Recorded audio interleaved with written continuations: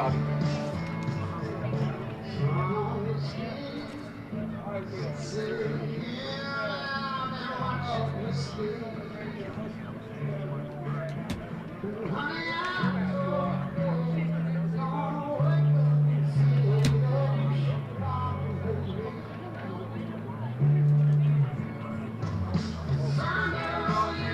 How you doing? He wants to say thank you for donuts and stuff. Oh, no problem. That's the one that I want you to say. We're actually hanging out and working on taking back to the summer. Really? Well, Last I summer. bet she's having a good time. And 60 days that I've had her, I've had 2 oil changes in my car. Good. Congratulations, by the way. Oh, thanks, Chad. I appreciate that. Yeah. About damn time. So we're gonna get him a little flying stick and say we hate the ref. Take care, man.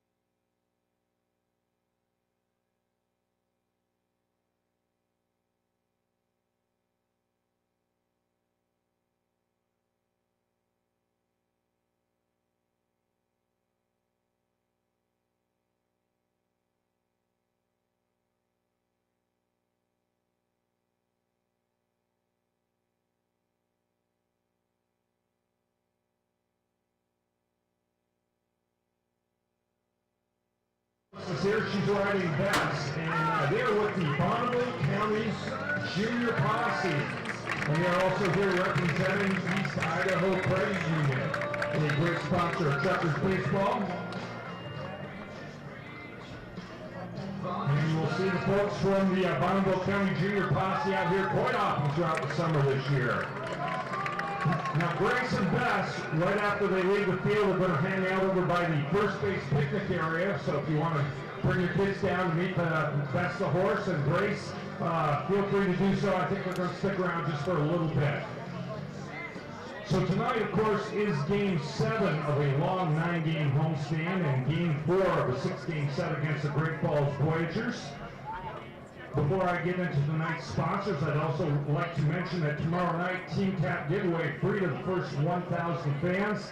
It's a special edition Team Cap that we've never done before, so be sure to be one of the first 1,000 and grab one of those free Team Caps courtesy of Toyota. Sunday is Madres Day, so we're doing free t-shirts for the first 500 fans, the Madres special edition t-shirts, and of course that's a 3 o'clock gates, 4 o'clock game time.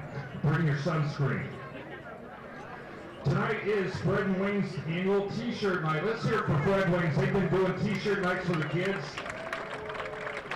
for as long as I can remember. Great sponsors. Like to recognize Mitch Carter, great supporter of Chukers baseball.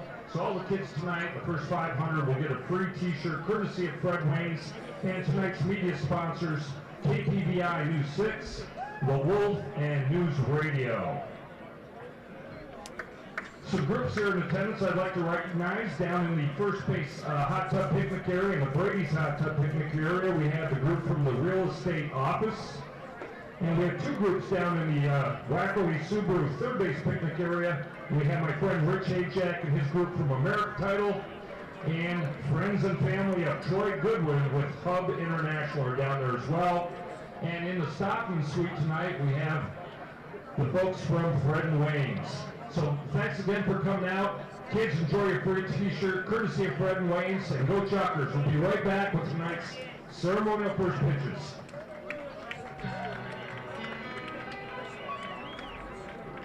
Wasted days and wasted nights, I have left for you behind. Sorry, don't be on me. You're my beloved. Somebody else. Why should I keep loving you when I know that you're not true? And why should I call you on me when you're going or making me? Don't you remember the day like you went away and left me?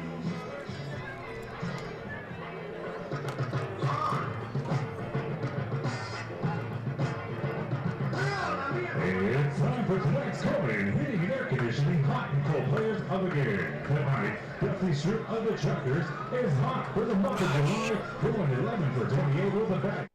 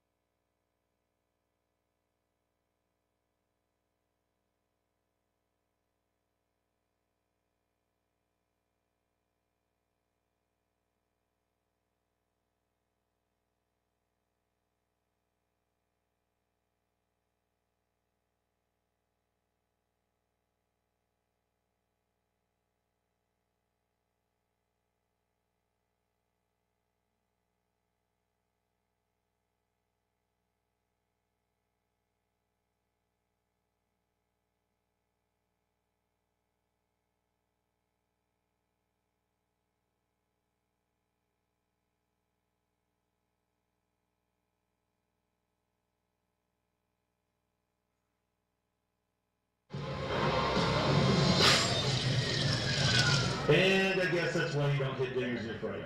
Hey, no problem. We'll get you back in your house in no time. Fans, please direct your attention to the pitching now. Tonight's ceremonial first pitch is brought to you by Paul Davis Restoration. Once again, here's Kevin Green. Thank you, and tonight we have 5 first pitches. First up, this young man to my right here is representing Hub International, Nate Goodwin. Nate, step right up here.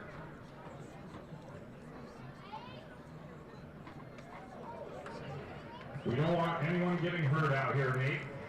Okay, next up, representing a merit title is Carson Hansen. It's a Friday night under the lights here at Melaleuca Field, game number 4 of this long 6-game set with the Great Falls Voyagers coming up. Last night, Chukers tried another come-from-behind comeback, but it fell 1 run short. Idaho Falls has won 2 out of the first 3 in this series against the Voyagers of Great Falls, and they'll try to make it 3 out of 4 tonight. Time for the Toyota pregame show, and tonight our guest will be Steve Barmakian. Noah Moore will chat with Steve in 30 seconds here on KSPZ. Representing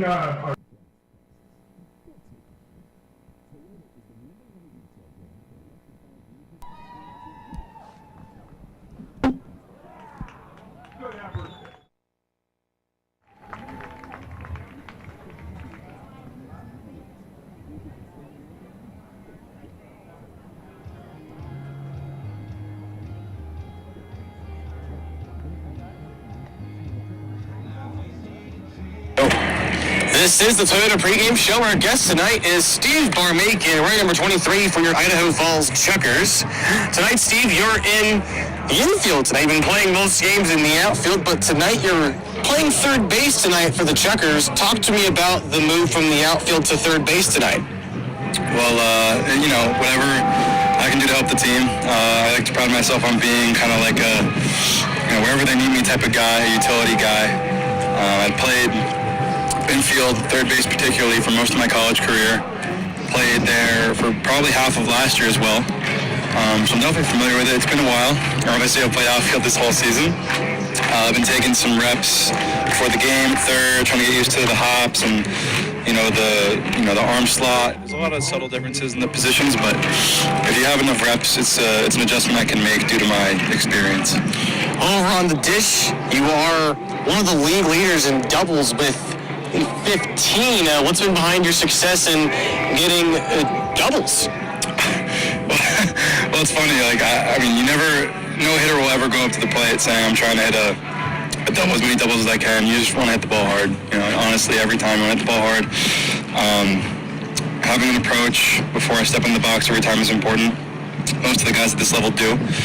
And, I had some struggles early on. I think I've come back a little bit, and I've just been trying to hit the ball hard consistently. It's really just simple.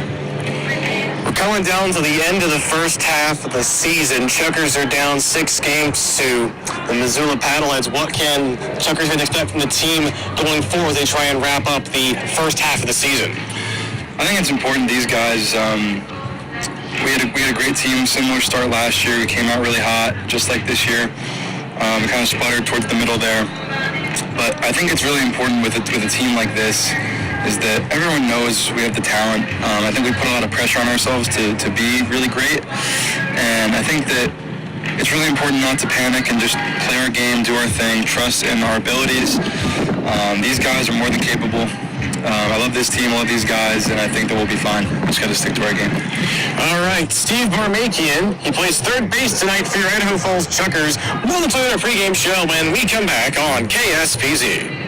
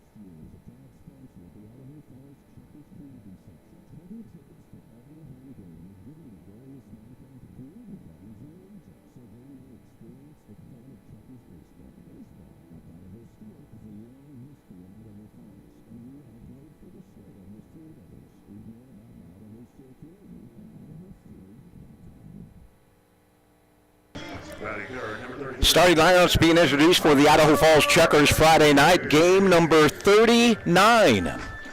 Only 10 games left in the first half of the season, and as Noah mentioned, the Chukars 6 games behind first place Missoula. Going to be tough to catch the Battleheads.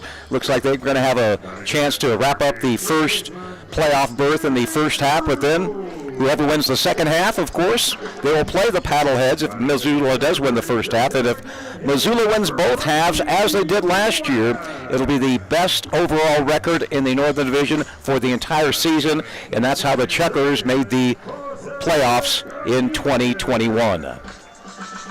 We'll give you the starting lineups in just a moment. About ready to get underway with the singing of our national anthem. 91 degrees, sunny skies, a breeze about 10 miles an hour blowing out towards center field as the flag continues to fly at half staff here at Melaleuca Field and throughout the nation.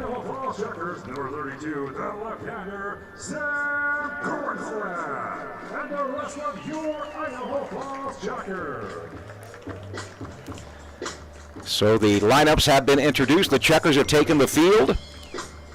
And we're going to have the singing of our national anthem and get this ball game underway on this 8th day of July. Ladies and gentlemen, at this time, we ask that you please rise, remove your caps, and face the American flag in center field.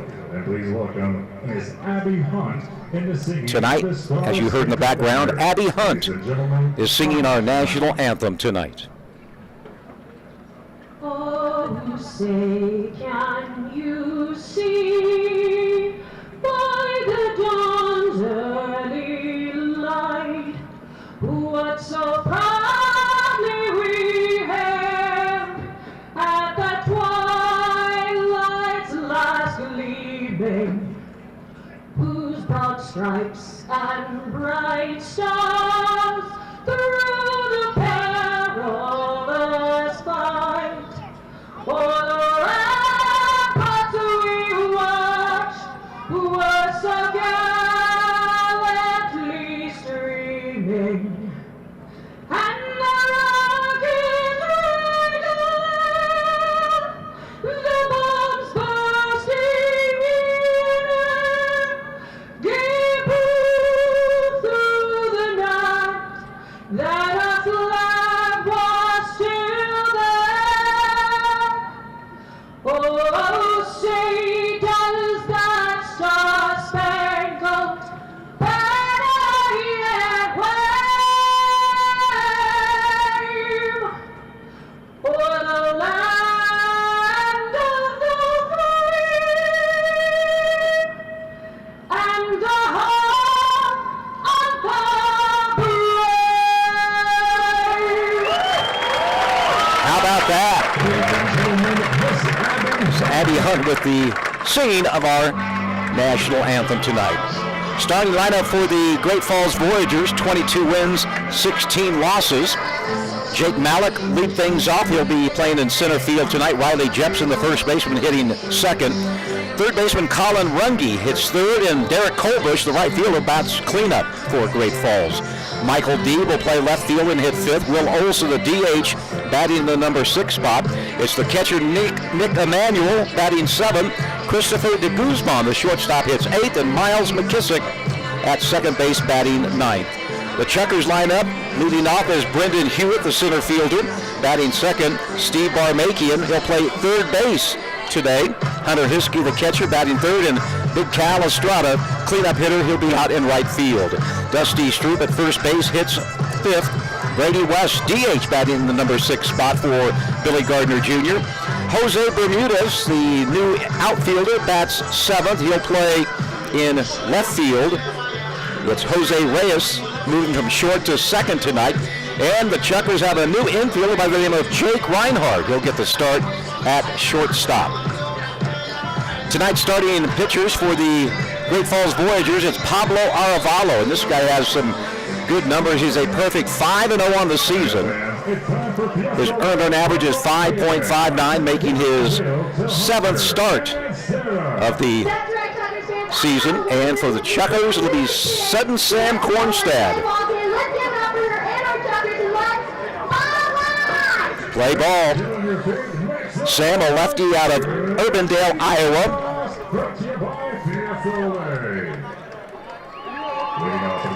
He's 6 foot 190, 25 years old, has a record of 3 wins and 2 losses. Sam making his 7th start of the season.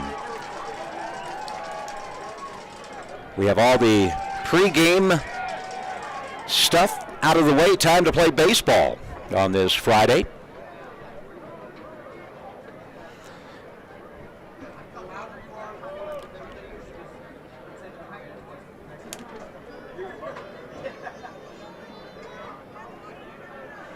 So Kornstad batting Malika, left-handed hitter, hitting .290. The lefty-lefty matchup. First pitch is a call, strike 1. Game time is 7:05 on this Friday night, the 8th of July. That pitch is down low. 1-1 the count. Malik, .290 hitter with a couple of home runs and 13 RBI this year. Next pitch misses, 2-1. Steve Barmakian making his first start at third base this season. He played third base last year for the Chukars for the first half. It's Jake Reinhardt, the new shortstop, and a line drive, base hit into center field for Jake Malik.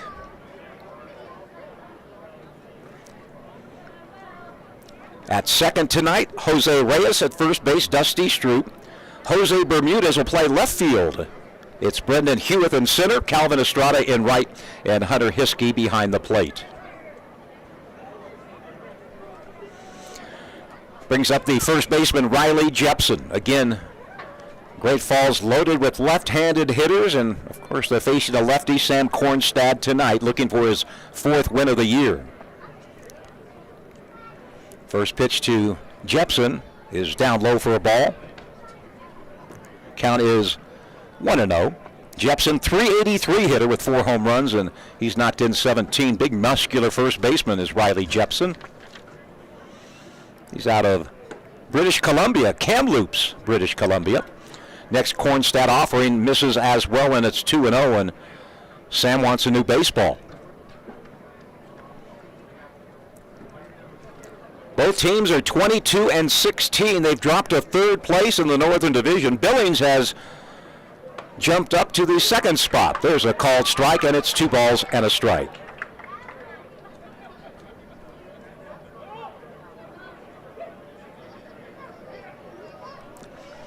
Two and 1 the count. Runner at first base just underway. That pitch comes inside. 3-1.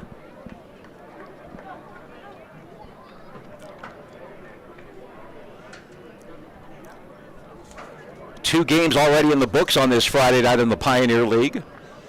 Next pitch fouled back. 3-2 the count. Ogden swept Northern Colorado in a doubleheader today. 12-2 and 11-0. Raptors now 23-17. First place in the South. The Chukars were in the South. They would be in first place with a 22-16 record. There goes a 3-2 pitch. It's a swing and a miss as Sam Kornstad comes back and strikes out Riley Jepson. That's another strikeout brought to you by Temperature. Sam, not a strikeout pitcher. He's pitched 30 innings this season, has struck out only 16, walked 13. And opposing batters hitting .317 off the lefty, who went to Cornell College, not the one back east. Runge, the batter, third baseman, Colin Runge, .339 batter, has 5 home runs and 27 runs batted in. Other games tonight, Grand Junction at Rocky Mountain, Boise at Billings, and Glacier and Missoula will play in Zootown. Another throw over to first base. Malik, by the way, is in the top 10 in stolen bases. He has swiped 10 this season. And he's been caught 3 times. There he goes. Here's a throw by Hiskey. Reyes applies the tag, and Hunter Hiskey guns him down. Malik got a great jump, but Hiskey right on target. He threw the ball right into the mid of Jose Reyes, and the runner, Malik, slid right into the glove, so a big caught stealing. There's 2 away and nobody on base. Boy, Hunter Hiskey doing it all at the plate, behind the plate. Count is 0-1. Now it's 0-2 on Colin Runge. Great Falls successful 81% of the time. Stealing bases, but not that time. Kornstad's 0-2 pitch outside, 1-2.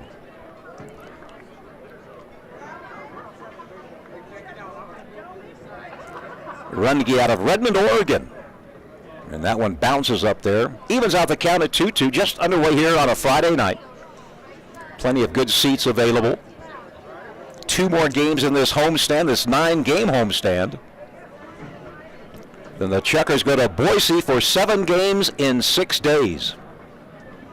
The 2-2 pitch inside, just missed. And it's 3-2, the count is full.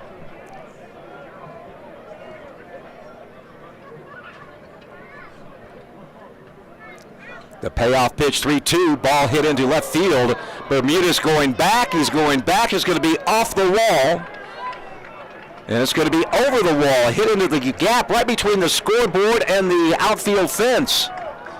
It snuck through, and it's a 1-0 ball game. Runge, a line drive home run.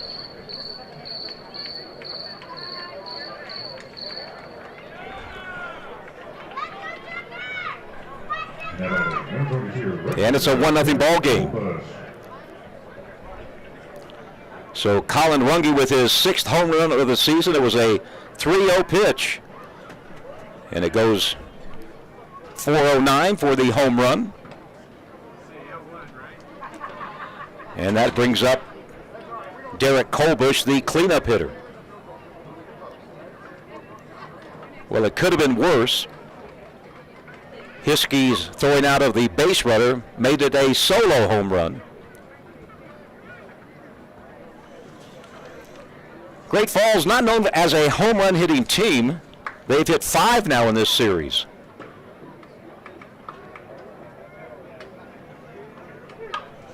Ball hit hard but foul on the right side. 1-2 the count on Colbush. Derek batting .358. Cleanup hitter with just 1 home run, 21 RBI. Another big left-handed hitter. That pitch is in the dirt, 2-2. Colbush, 6'4", 220, out of Lincoln, Nebraska. His first year in professional baseball. So a single, a strikeout, a caught stealing, and a solo home run by Colin Runge. And the Voyagers lead 1-0. Next pitch, right field, Ostrada. Calvin barely has to move in right field, makes the catch for out number 3. But the home run by Runge gives the Voyagers the lead. It's 1-0. We go to the bottom of the first on KSPZ, the Sports Zone.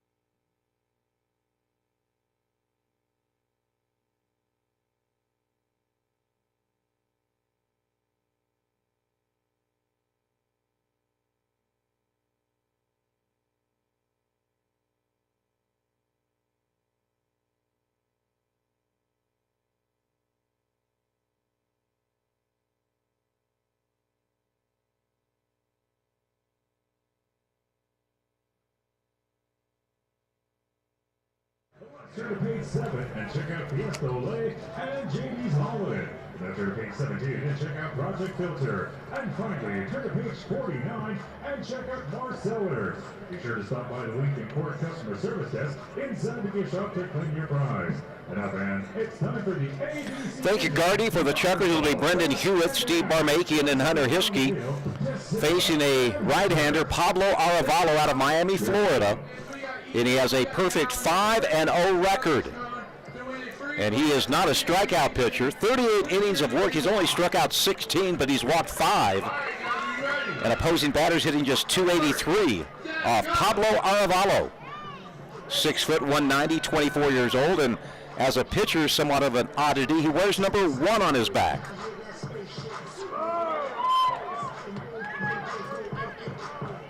So the Voyagers take a 1-0 lead on the Colin Runge home run.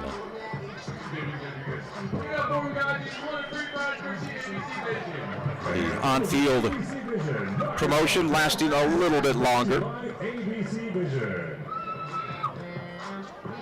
Kevin Green now talking to the home plate umpire. Kevin, don't get tossed out of the game. We need you.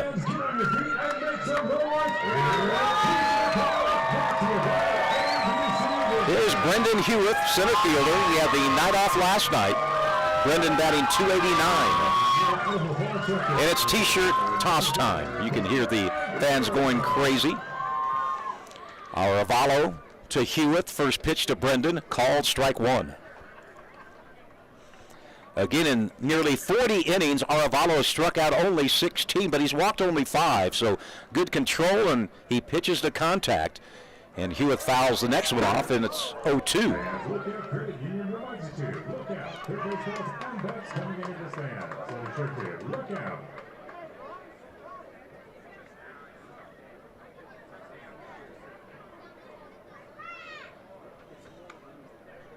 Another foul ball, 0-2 the count. Colin Runge playing third base for the 4th straight game for the Voyagers. Christopher de Guzman, the slick fielding shortstop. It's Miles McKissick at second, and Riley Jepson, the first baseman. 0-2 on Brendan Hewitt. Batting from the left side, .289 hitter. And that pitch is outside, 1-2. Michael Deeb in left, Jake Malik in center, Derek Colbush in right, and Nick Emanuel is behind the plate for the Voyagers defensively. Here's the 1-2 pitch to Hewitt. It's going to be a base hit over the head of the second baseman McKissick as Brendan Hewitt dumps it into right field for a base hit. Hewitt has now hit in 4 straight ball games. And here's Steve Barmakian. Steve having a good year, batting .353. 1 home run. It was the first one hit by the Chukars this season. But he's in the top 5 in doubles. He has 16 two-baggers, and I think last year Steve had 28 doubles for the Chukars. So he is a double hitting. This park is just made for gap hitters, and that's what Steve Barmakian is. Brendan Hewitt, 2 out of 3 stealing bases. Yep, Steve had 25 doubles last year, 9 triples and 3 home runs. And the first pitch to Barmakian, fooled by a breaking ball that was way inside. A half-hearted swing in the count 0-1.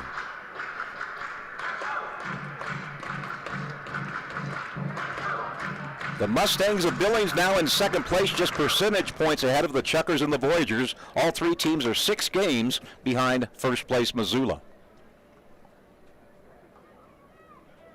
There goes the runner. Oh, it's going to be through the shortstop, and that's a perfect hit and run. Dialed up now of error by the center fielder, and Hewitt is going to score.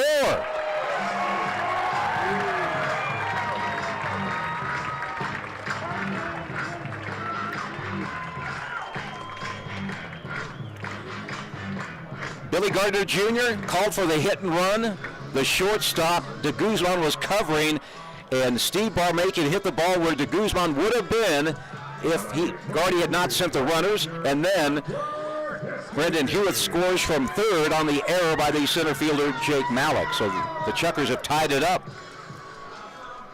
Barmakian went to second on the error. So no RBI on the play, but we're tied at 1. Here's Hunter Hiskey.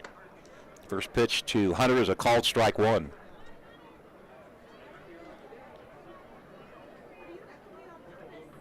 So a good start for the home team.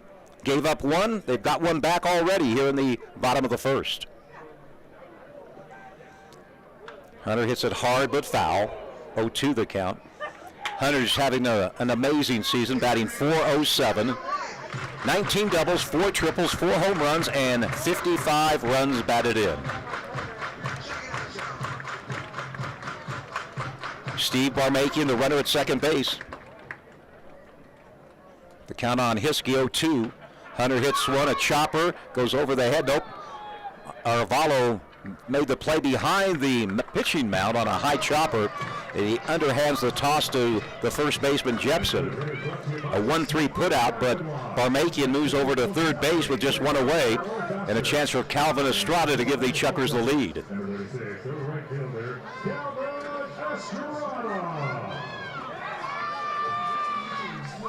One out, 1 run in, and the go-ahead run at second, or at third base, for Calvin Estrada. 10 home runs this year, 17 doubles, and 41 RBI.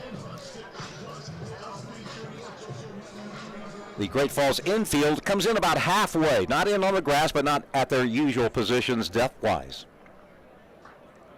So anything hit hard, they might try to come home. Breaking ball catches the outside corner for a called strike one. Again, Arevalo only 16 strikeouts and only 5 walks in 40 innings of work.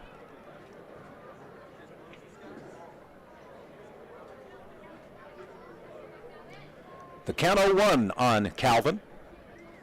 Cal, as he likes to be called.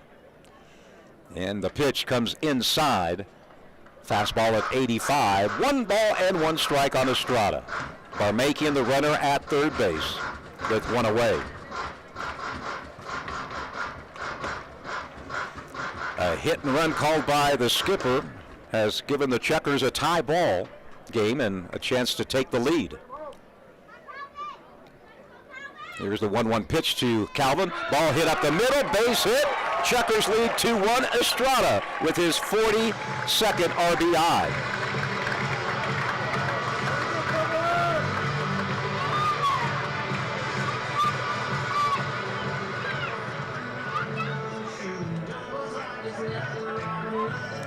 And it's a 2-1 ball game with Dusty Stroop, the batter. Dusty with a .360 batting average, 11 doubles, 10 home runs, and 44 RBI.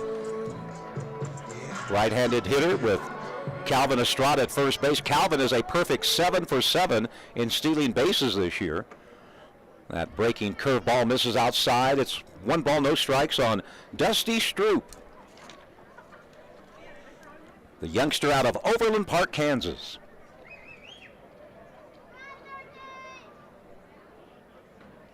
Quick toss to first base. Calvin dives back, gets the uniform dirty. Chukers in their home pinstripes. Great Falls, they've worn the same uniforms the entire series. Gray pants, black jerseys, red numbers on the back, green numbers on the front, and Voyagers written in red on the front of their jersey. Another throw over to first base. Good crowd on this Friday night. First 500 kids got free Chuker t-shirts, courtesy of Fred and Wayne's. The 1-0 pitch, just Dusty Stroop, and hits it foul and out of play, 1-1.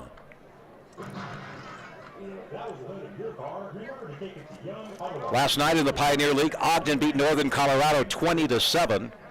Grand Junction and Rocky Mountain split a doubleheader. Billings beat Boise 9-8, and Missoula won again last night. Ball hit up the middle. It threw the infield for a single, and Estrada's going to go to third, so first and third again. That's the 4th hit for the Chukers off Arevalo, and 3 of the 4 have been bouncing balls up the middle. Not hit hard, but in the right location. Now Brady West to the plate. Brady needs a couple of base hits tonight. Brady in the month of July has 1 hit in 20 at-bats. That's an .050 batting average, but he's due to break out. Left-handed DH facing the right-hander Arevalo. Chukers lead 2-1. Runners at the corners with only one away. First pitch fouled off, 0-1. By the way, that single by Dusty Stroop extends his hit game or his hit streak to 11 straight games. He has been the hottest Chuker at the plate, has Dusty Stroop. Estrada at third, Stroop at first, West at the plate. The 0-1 pitch from Arevalo finds a strike zone, and it's 0-2. And boy, when things go bad, they go bad. That pitch Brady thought was outside. I thought it might have been outside. But again, Scott Esterholt calling the balls and strikes tonight. The 0-2, there goes the runner. Ball hit hard. Ooh! That hit a Chuker in the dugout. That was a screamer that went right into the Idaho Falls dugout. Hopefully nobody got hurt by that thing. And the count remains 0-2. Chukers players and coaches, look out, credit union reminds you to look out for baseballs and bats coming into the dugout. See if Stroop is going on this 0-2 pitch. Nope, not going. Pitch way outside, 1-2. Scott Esterholt, the umpire behind the plate. It's Mike Chuckerman at first and Tony Prater at third.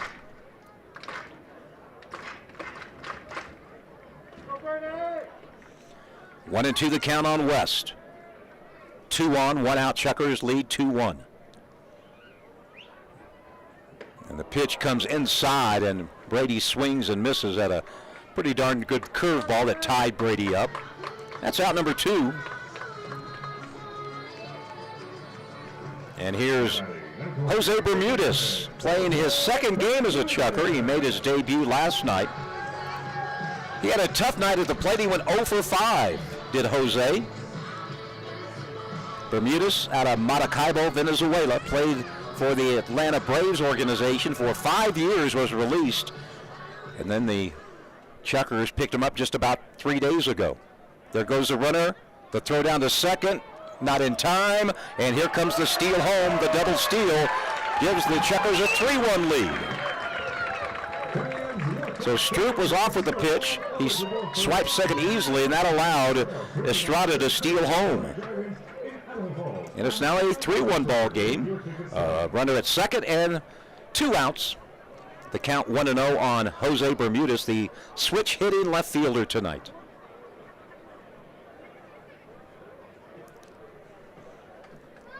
The Great Falls got their run on a home run. Chukers playing small ball here in the bottom of the first. 4 singles, 2 stolen bases, and they lead it 3-1. Bermudez with a big healthy hack, and he missed it. 1-1 the count on Jose Bermudez.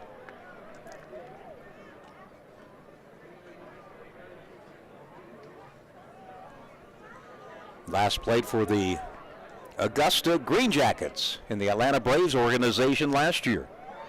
The 1-1 to Bermudez, called strike on the outside corner, and it's 1-2. Stroop is the runner at second base.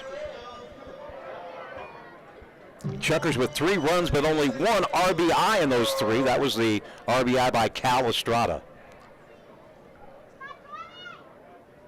The 1-2 from Arevalo. Ball hit to the right side. McKissick, the second baseman, he boots it. And that'll be an error on the second baseman, Miles McKissick. And the inning continues. Brings up Jose Reyes, the second baseman tonight. Jose has moved from short to second.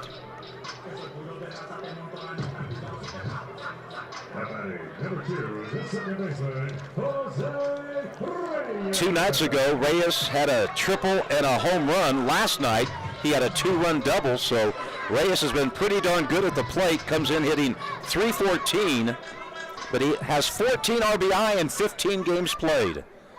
So Reyes has been productive. First pitch to Jose, left-handed hitter, is high for a ball, 1-0. 2 boots by the Voyagers here in the bottom of the first. There goes the runner. The pitch is foul back. Bermuda's got a good jump. He supposedly has some good speed in the outfield for the Chukars. 1-1 the count on Jose Reyes. On deck, the newest Chukker, Jake Reinhardt.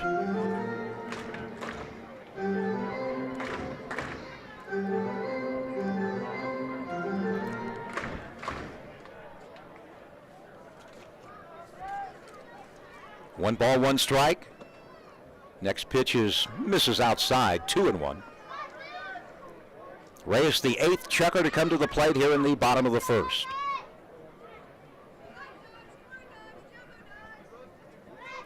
Two and one the count. Runner going. The pitch, swing and a miss, and it's 2-2, and it'll be a stolen base for Jose Bermudez. Chukars now with 2 men in scoring position. And they've swiped 3 bases here in this inning. 2 balls, 2 strikes, 2 outs, 2 on, and the guy at the plate is wearing number 2. The pitch, Jose fouls it off. Pitch was in his eyes, and he just got enough of it to foul it off to remain 2 balls and 2 strikes. By the way, something new this year at Melaleuca Field, there's a vendor by the name of Bridget who will go around the stands during the game, and she sells different things, hot dogs sometimes, cotton candy, and you don't have to leave your seat. Here's a base hit, and that should score 2. Here comes the throw home. It's going to be not. Oh, they call him out. Whoa. Nice throw by Colbush. They got Bermudez at the plate for the 3rd out, but the Chukars score 1.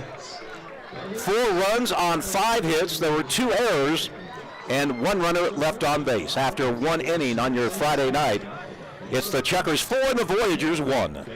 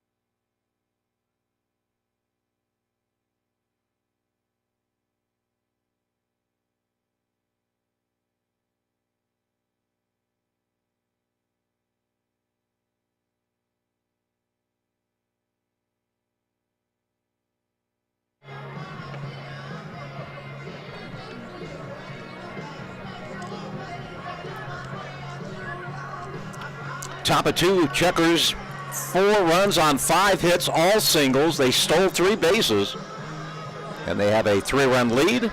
For the Voyagers here in the top of the second, it'll be Michael Deeb, Will Olson, and Nick Emanuel facing Sudden Sam Kornstad. Why Sudden? Because he works quick. He'll get the sign from the catcher, and he's ready to throw. Sam with a record of 3-2 this season, looking for his 4th win. Well, the Chukars greeted Pablo Arevalo quite rudely in the bottom of the first. Arevalo with a perfect 5-0 record gave up 4 runs in the first, and 3 of those were earned as the Chukars lead by a 4-1 score.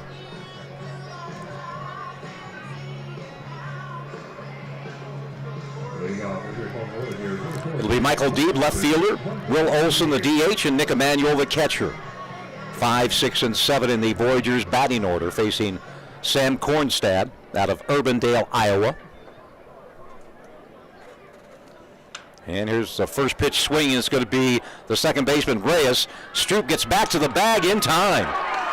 Dusty, the first baseman, Stroop went for the ball, then he figured he couldn't make the play. He backed off, Reyes made the play, and Dusty just got back to the bag for the first out of the inning. It goes 4-3, but it was not your typical 4-3 play.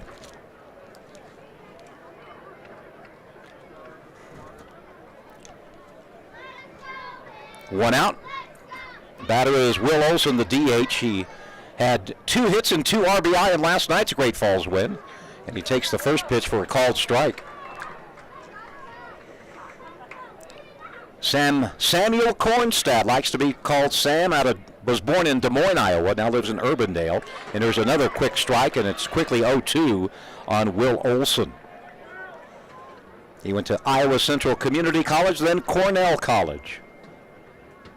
His strength, I love it, quick pace pitching. You got that right, Sam. Here's a ball hit into left. It'll be a single. Bermuse did a good job in cutting it out before it went to the wall. And they keep Olson at first base with a base hit. Here's Nick Emanuel, the catcher, hitting .312. He has the longest hit streak of the Voyagers, has hit in 9 straight games. Sam's favorite Major League Baseball team is the Milwaukee Brewers. And he's the Chucker, in case you haven't heard, we've talked about this before. He's an elementary teacher during the off season and a high school coach. And his first pitch is a called strike to Emanuel at the knees. Sam likes his music country style and just likes being around the game of baseball.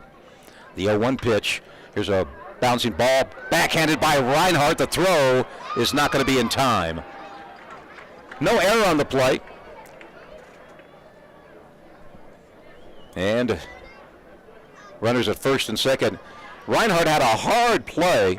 He backhanded the ball, but he had to do so on his knees, and the runner at first, Olson, with good speed,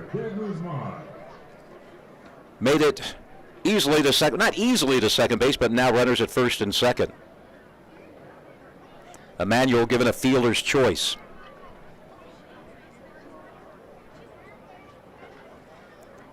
Two on. Here's a ball hit to the third baseman, Barmakian, and it goes right through the glove of Reyes, who lost it in the sun.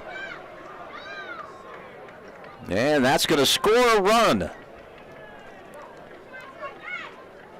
Barmakian, with his first attempt at third base this season, fielded it, threw it to Reyes a little high, but Jose shading his eyes with his glove, and that'll be an error on the shortstop, Reyes.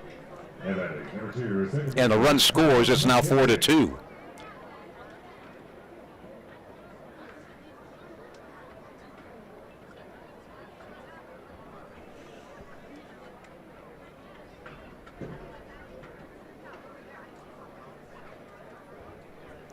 One out. Number 9 hitter is Miles McKissick.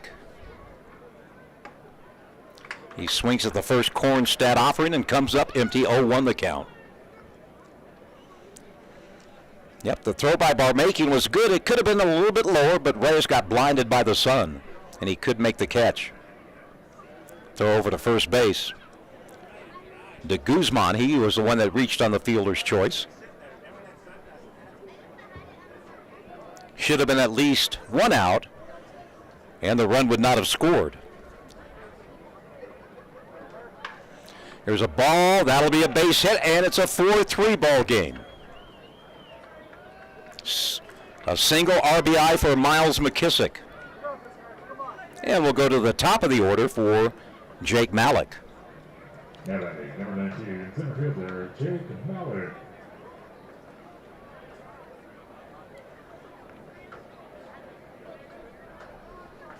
That run will be unearned. Emanuel would have been forced out at second without the error.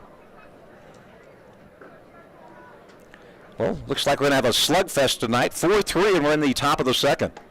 Breaking ball from Kornstad misses a little high. The count is 1-0. Malik singled to lead the ball game off, then was caught stealing.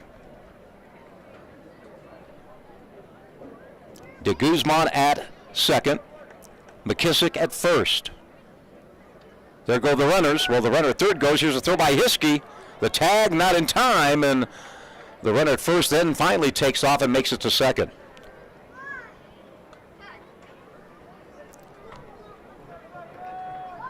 Well, the Chukars had a double steal in the bottom of the first. The Voyagers pulled one off there here in the top of the second, as De Guzman steals third, and McKissick was not off with the pitch, but as soon as the throw was made, and this is going to be a base hit, and Great Falls will tie the ball game up. Bermudez makes a perfect throw to the cutoff man, and an RBI single by Jake Malik to left field, and it's a 4-4 ball game and still only one away.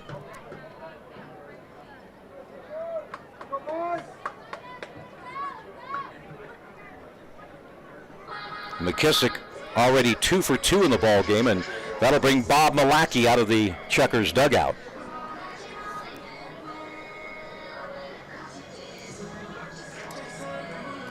Three singles by the Voyagers, an error on the Chukers, and a couple of fielders' choices, and just like that, the Voyagers had tied the ball game up at 3 apiece, or 4 apiece.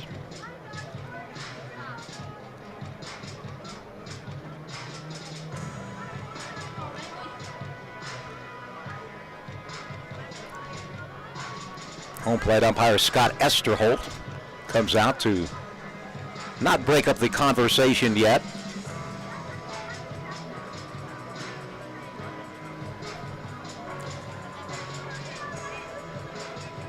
There's one out, runners at first and third for Riley Jepson.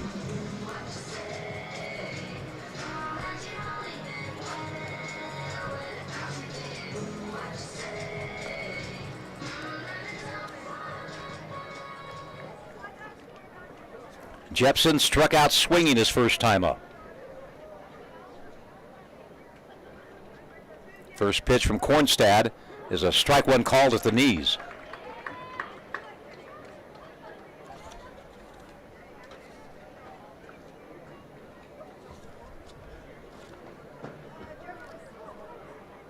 Timeout called by Riley Jepson. His shin guard on his right shin came unbuckled.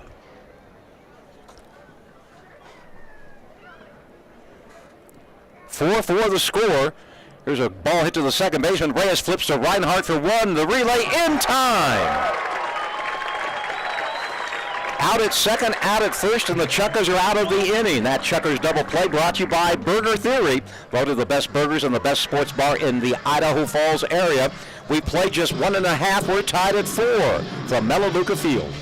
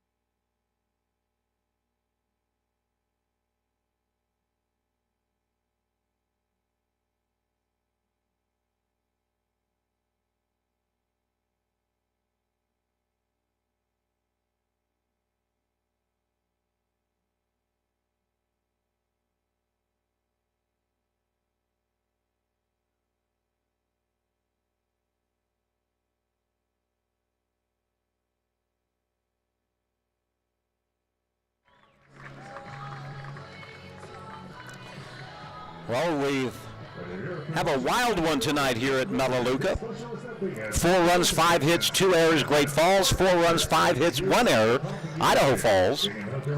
And for the Chukers, it'll be the newcomer, Jake Reinhardt. Back to the top of the order, Brendan Hewitt and Steve Barmakian. Tell you what, Jake Reinhardt looked pretty darn good turning that double play. Reyes, the second baseman, just flipped it over to Jake. He made the tag, the catch, and the throw in one motion, and it was an easy 4-6-3 double play to get out of the inning.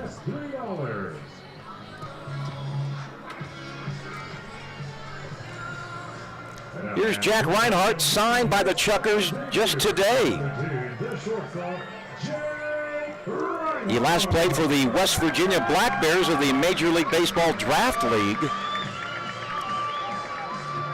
In 2021, he was the Player of the Year in the American Baseball Coaches Association.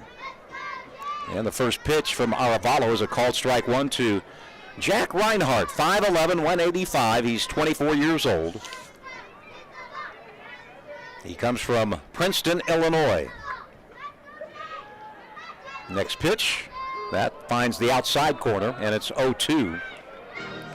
This last season at North Park University, Jake hit .424, 11 doubles, 7 triples, and 15 home runs. He struck out only 11 times in 172 at-bats. But he's down in the count 1-2 here.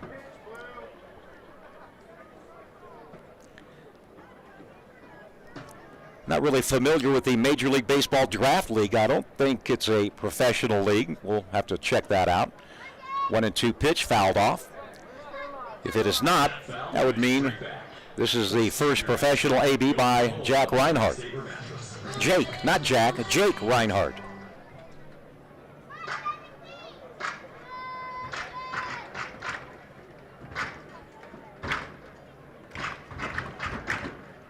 Here's his Chukers debut. The pitch to Jake fouls it back, and the count remains 1 ball and 2 strikes. Want to keep your back straight? Go to the home of the Back Saver mattress.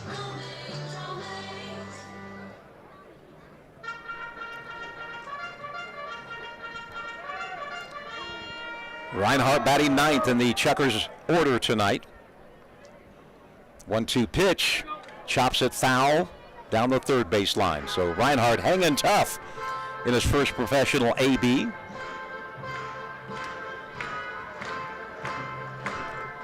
Of course, Sam Troyer, who played all 3 infield positions, second, short, and third, he's injured.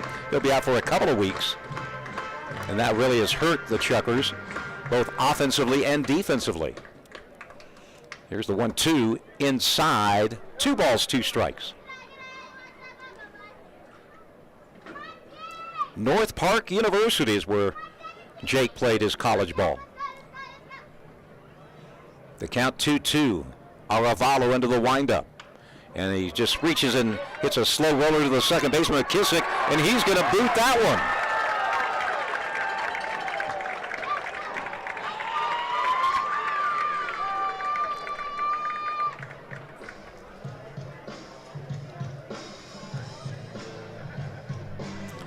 He'll be given a base hit.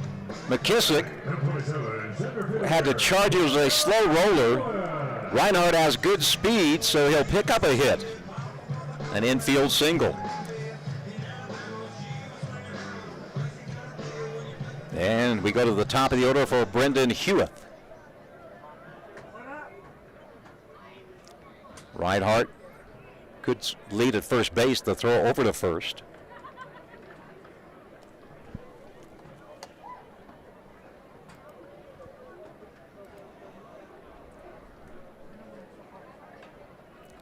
Reinhardt in college stole 28 bases in his career at North Park University. Ball hit right up the middle, a solid single by Brendan Hewitt. And the Chukers have their first 2 batters on here in the bottom of the second. Brendan Hewitt is now 2 for 2.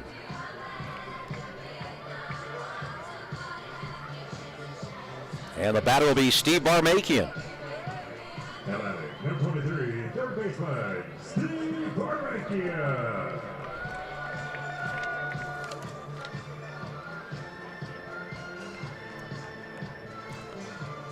So Aravalo having a tough outing trying to win his league-leading 6th game without a loss. 2 on, no outs. Oh, boy, they nearly had Reinhardt leaning in the wrong direction. If the throw would have been right on second base, they might have had him, but the throw is off to the first base side of second, and Jake just got his hand back in before the swipe tag was made.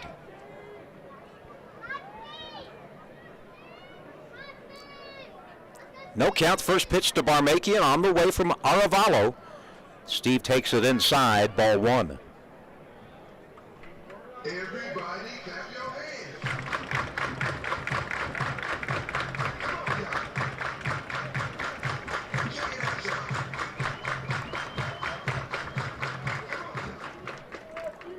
One 1-0 count on Barmakian, left-handed hitter against the righty Aravalo. There's a strike, and it's 1 ball, 1 strike.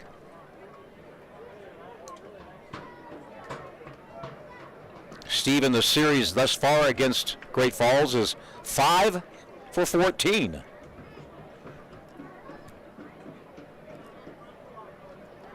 One pitch to Steve, hits the ball to the second baseman, McKissick. He goes to second for one, no chance to double up the runner. They do get the lead runner, at least the runner from first to second. So Brendan Hewitt is out 4-6 for the first out. Reinhardt gets into scoring position at third base. Barmakin reaches on a fielder's choice, and Hunter Hiskey comes up with a chance for another RBI.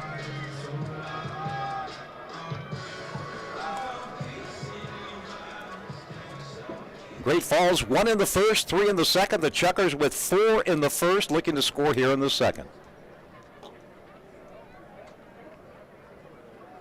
And the pitch to Hunter is low for a ball.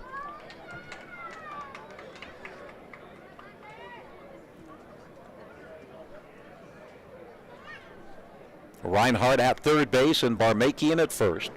Chukars swiped 3 bases in that first inning off Aravalo and the catcher Emmanuel. The 1-0 pitch. There's a strike call. 1 ball, 1 strike. Aravalo does not throw hard, therefore the reason he only struck out 16 in 40 innings. He is topped out at 85 miles per hour on his fastball. 1 ball, 1 strike, 1 out. Hiskey at the plate. Here's the pitch. Breaking ball misses outside. It's 2-1. Well, all the youngsters wearing their Chukars t-shirts they received tonight.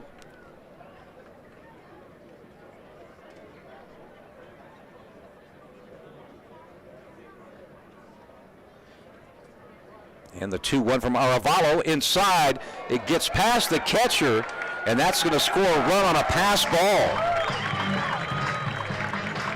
Pitch was inside, but it went off the glove of the catcher Emmanuel. And the Chukars regain the lead at 5-4. Barmakian goes to second on the pass ball by the catcher. It was a good pitch. Came inside the late breaker, but Emmanuel just went off his glove back to the backstop. That allowed Jake Reinhardt to score from third. Hiskey hits the ball shallow. No, it's going to be second base. I was looking at the center fielder, but a high pop-up. Second baseman McKissick makes the catch on the infield dirt for out number 2. And here's Calvin Estrada, picked up an RBI in the first inning. A chance to pick up another one here in inning number 2.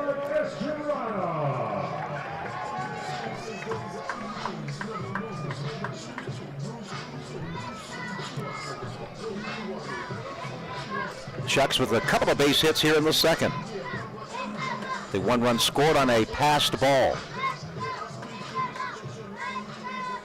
Aravalo is getting upset at Estrada for taking so long to get into the batter's box. He's rattled. Pitch outside, 1 ball, no strikes.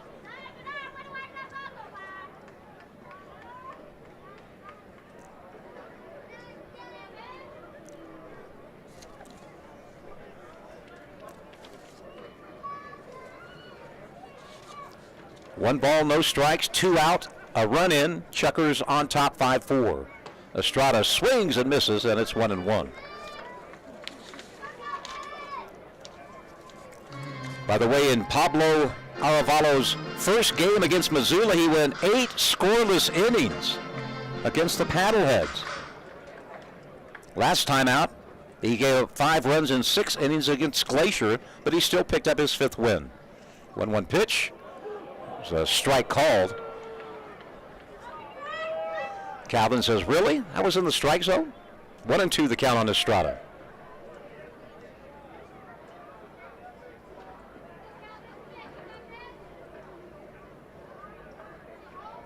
Aravalo set at the shoulders. And here's the 1-2 to Cal. He takes it low and away, 2-2.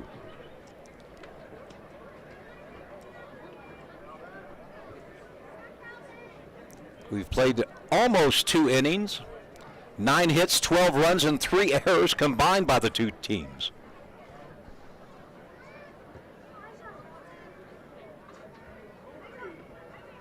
The 2-2 pitch. Ball hit up the middle. It'll get through for a base hit. And Cal Estrada has another RBI. A 2-out single by Calvin. And the Chukars lead 6-4. Again, ball hit not hard, but perfectly placed right up the middle. Arevalo for the second time tried to kick the ball as it went past him. Shortstop de Guzman, second baseman McKissick couldn't get it. It went through to center field, and the Chukars add one on. It's a 6-4 score.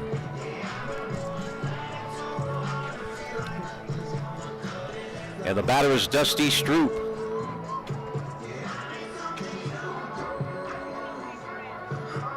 Dusty singled his first time up. Calvin now with 43 RBI.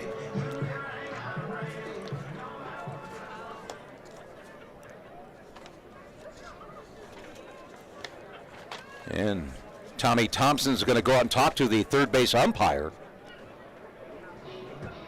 Not sure what this will be about. Dusty Stroop has 44 RBIs, third in the league. Estrada now with 43. He's fourth in the league. And, of course, the league leader is Hunter Hiskey with 55.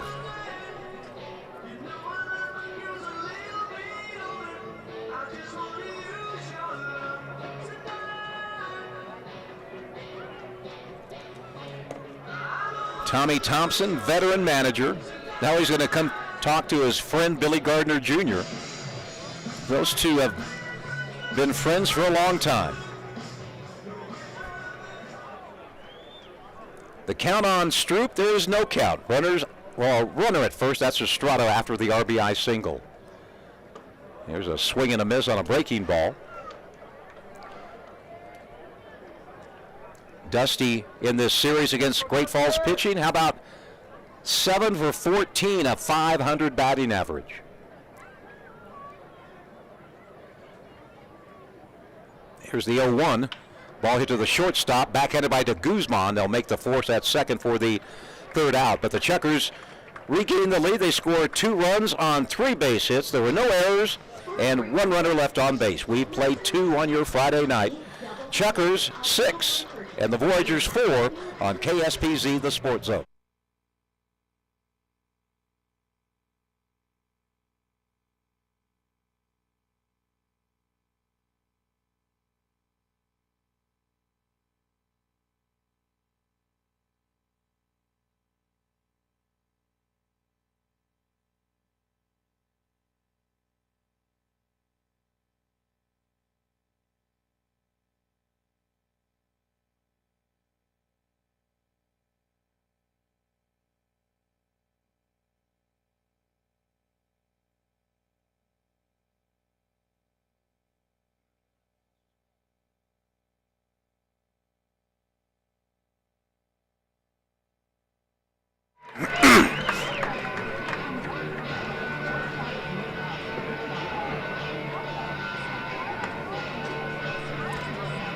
Oh.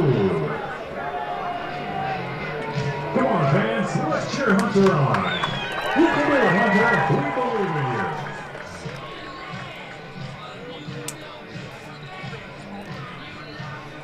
It's up, and it's good. Let's see who can get this last blooming fish, and we'll have a winner tonight.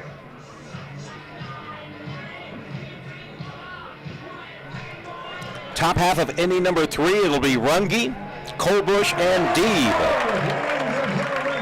As the Smoke and Fins fish flip just concluded.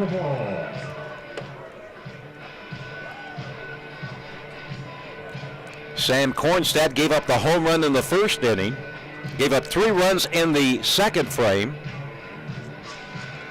one of those unearned, and he faces now Runge, who hit the home run off Sam back in the top half of inning number 1.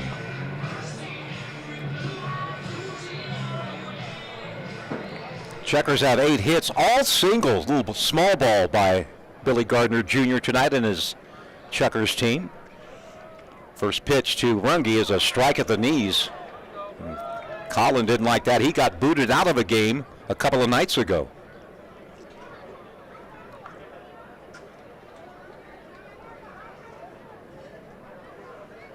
Cornstad 0-1 pitch. Called strike, and it's quickly 0-2. And Colin has a word or two with the home plate ump. Ground ball, going to be fielded by Barmakian. Went in front of the shortstop. Steve makes the play for the out. A bang-bang play at first base. Hey, Barmakian looks like he's been playing third base all season long. Anytime the third baseman can get in front of the shortstop and make the play, it's his ball, and that's what Steve did. Here's Derek Colbush, fly to right first time up. During our pregame interview, Noah Moore was talking with Steve Barmakian, said that Steve told him he played third base in college and played half of the season at third last season before he moved to the outfield. This season, nothing but left field for Barmakian, but he's making his first start at third. First pitch from Cornstad to Colbush, called strike one. This one just missed outside, 1 ball and 1 strike. 6-4, Chukers lead, top half of inning number 3. Here's a ball hit to left. It's going to be Bermudez off the wall. Makes the throw. Finally somebody covers second. And it's going to be a double for Derek Colbush. Went off the Bank of Idaho sign in left field.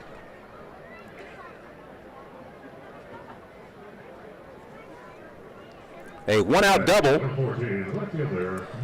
Gets a Voyager in scoring position, brings up Michael Deeb.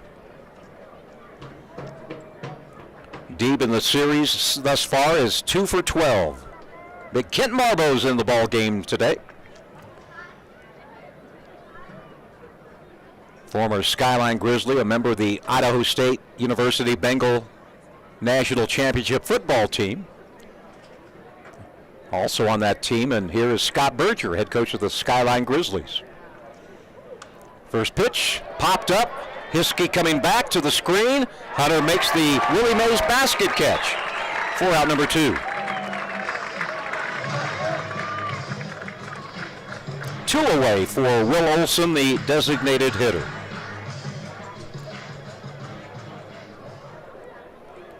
Number 12, the designated hitter, Will Olson.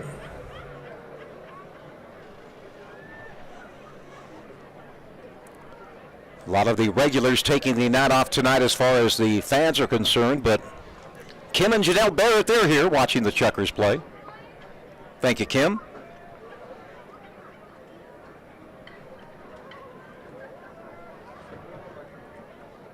First pitch on the way.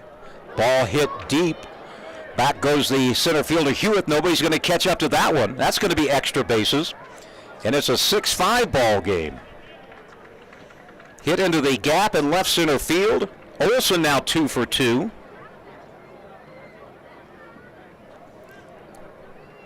Picks up another RBI. He had 2 in last night's game. And we're going to have a slugfest tonight, 6-5.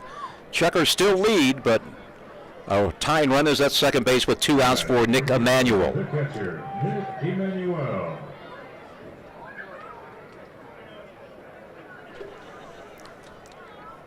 Seven base hits for the Voyagers. But they have 2 doubles and a home run. The Chukers with 8 hits, all singles. Good crowd tonight here at the Luke. Right around 2,500. Tomorrow night it is free Chukers team baseball hat night.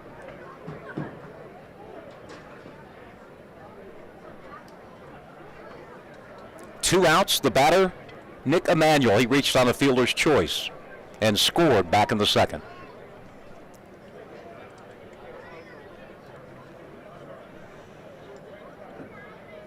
The pitch to Emanuel is low for a ball.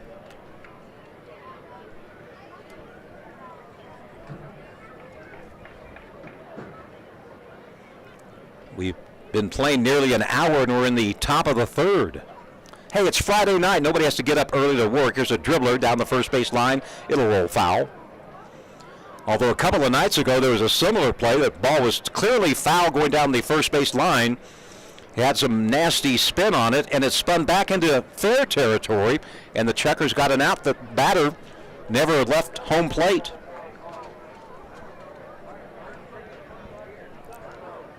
One and one the count on Nick Emanuel.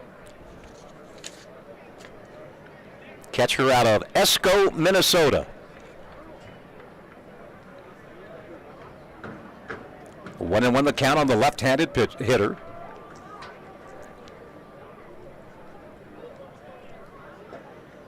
Kornstad comes set at the belt. Here's the 1-1 pitch. It hit him right in the thigh. Ouch.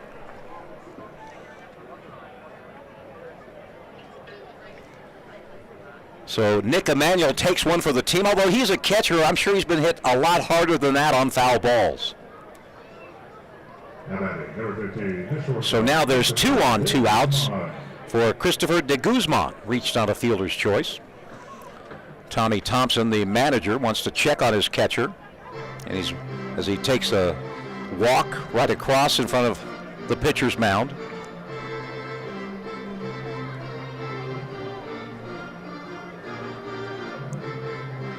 The Great Falls trainer is coming out.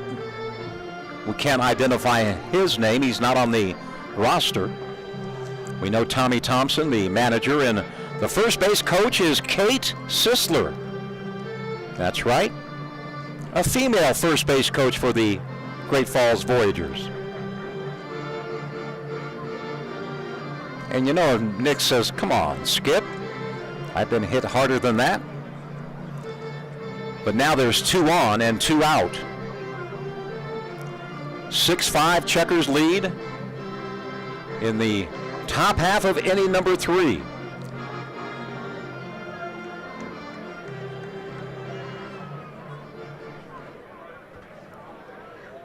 Kornstad facing de Guzman.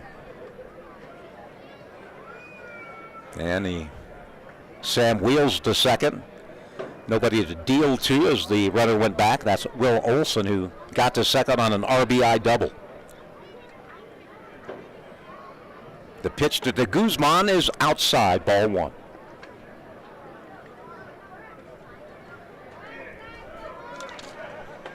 Last night we had a 6-5 game. The night before, a 6-5 game. First game was 9-6, but we're looking at double digits for both teams tonight. That fastball misses outside. Count is 2-0.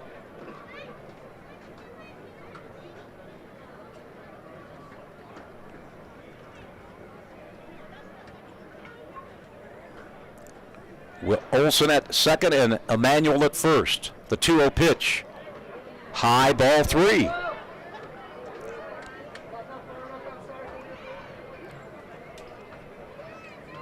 On deck is the number 9 hitter McKissick, who picked up an RBI single. 3-0 the count on the shortstop. Christopher de Guzman came in hitting .270. And that's ball 4, not close on the 3-0, not automatic. So Kornstad, after 2 outs, gives up the double, hits the next batter, walks the next batter, and the bases are loaded as Hunter Hiskey goes out to chat with Sam. The batter is McKissick, who came into the game hitting .128. But so far tonight, he's batting a perfect 1,000, 1 for 1, and an RBI. Right-handed hitter against the lefty, Sam Kornstad.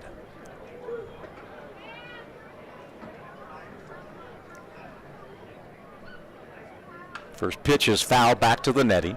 0-1 the count. That foul went straight back. Want to keep your back straight? Go to the home of the Backsaver mattress. Kornstad fixes his pant legs. Stares into Hiskey. Comes set at the belt. Bases loaded. 2 outs. There's a strike right down West Broadway. And Sam ahead in the count, 0-2.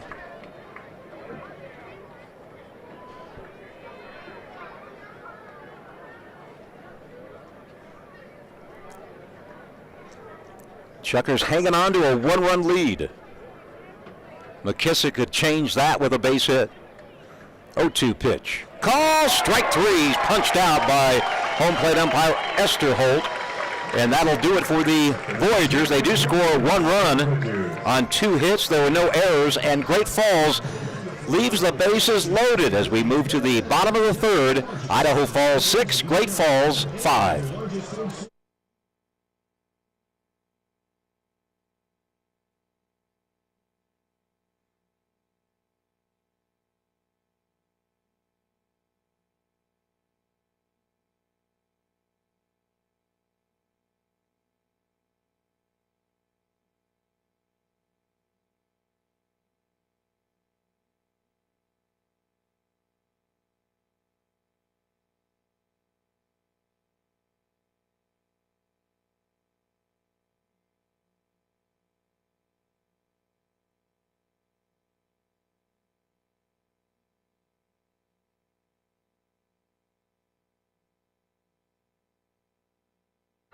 And now, fans, it's time for the Family Fun Center West Outrage, brought to you by the Family Fun Center in Idaho Falls.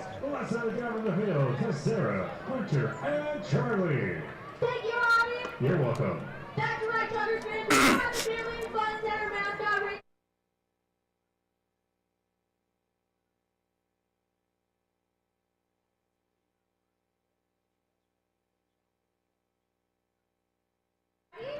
On your 6 runs, 8 hits for the good guys.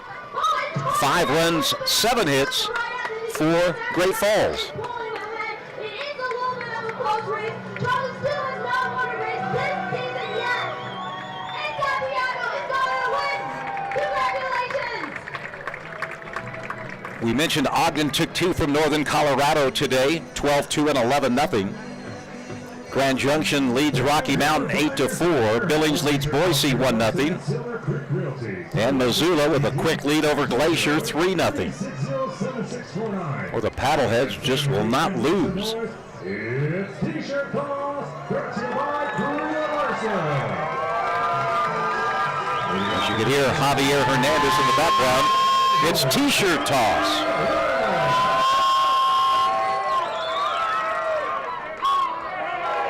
First pitch to Brady, misses outside for a ball. Brady struck out his first time up in tonight's game.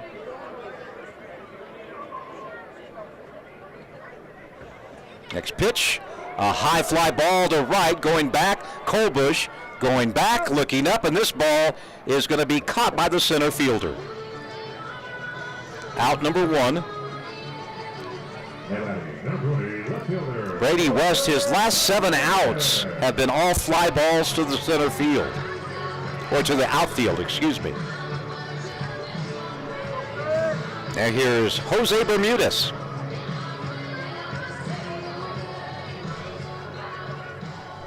He reached on an error his first time up.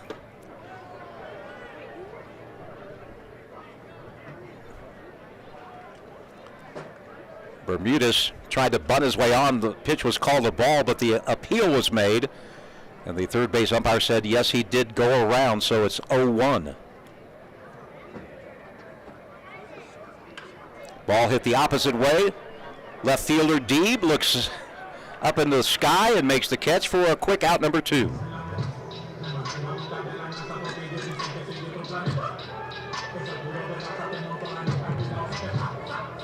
Now batting, number 2, second baseman, Jose Correa.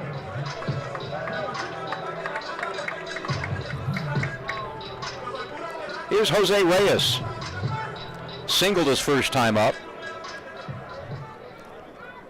2 out, nobody on base. Jose just bloops one into center field for a 2-out base knock. Well, Reyes continues to produce at the plate.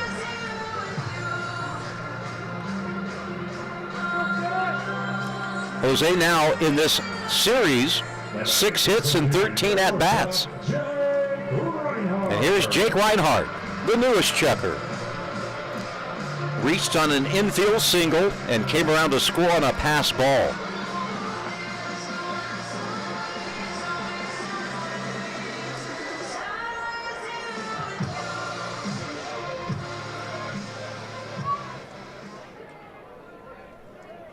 Right-handed hitter against the right-hander Arevalo. Kerry Martin's at the ball game tonight. First pitch called strike one. Former Skyline coach, now retired.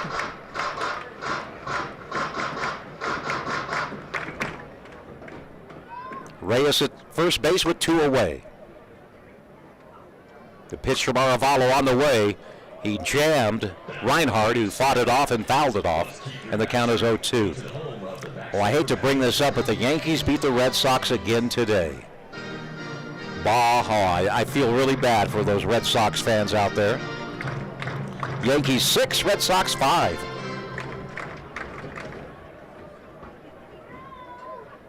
The 0-2 to Reinhardt, misses outside. Arevalo hit the target, which was set up on the outside, hoping Reinhardt might chase one out of the strike zone, but Jake said, "You're not going to fool me." The count is 1-2. Chukars 6, Voyagers 5, as we play here in the bottom of inning number 3. Here's the 1-2 delivery. That one's low. 2 balls, 2 strikes.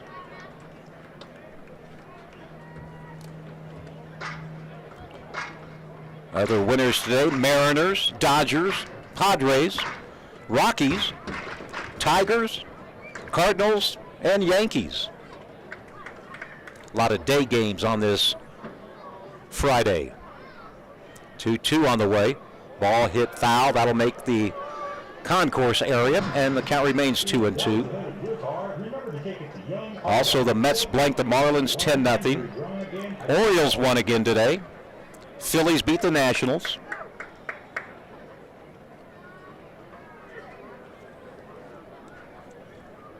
Reds over the Pirates.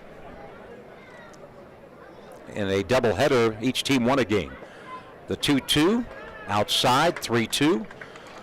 Reyes will get a jump start at first base.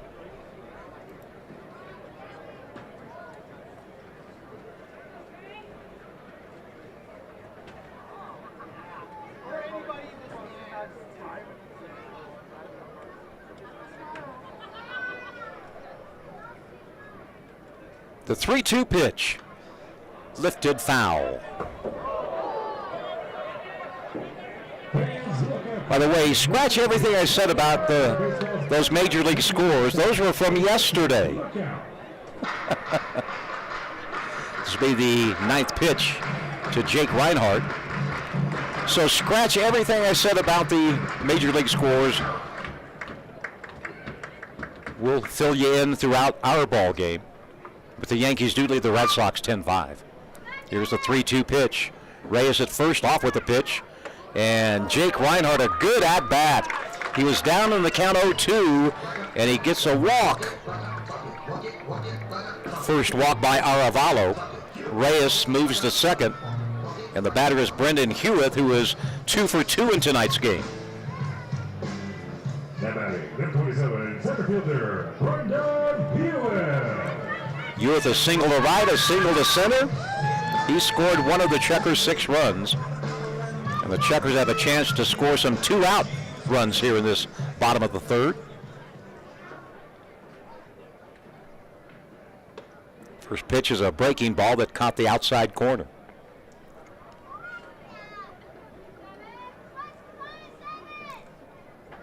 After tonight, only 9 games left in the first half of the season. Then all 10 teams will start the second half 0-0. 0-1. Hewitt a big cut. Didn't make contact. It's 0-2.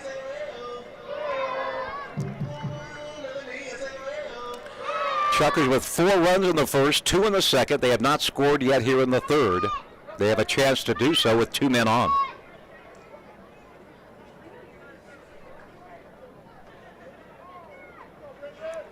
Hewitt steps out of the box for just a second. Now he's back in. Arevalo comes set. 0-2 pitch. That misses outside. 1-2 on the waste pitch.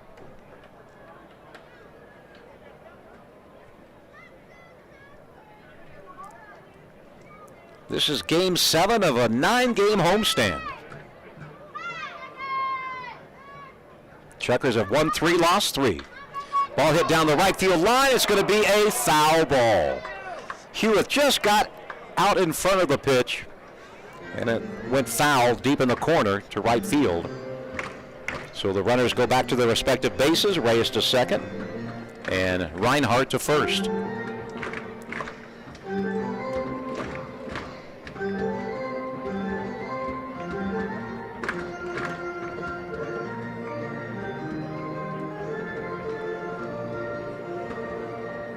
Hewitt, left-handed batter against the righty Arevalo, looking for his 6th win of the season against no losses for the Voyagers.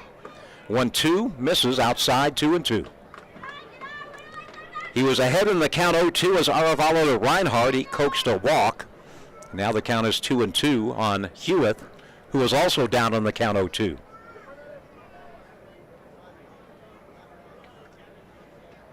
Two-two pitch.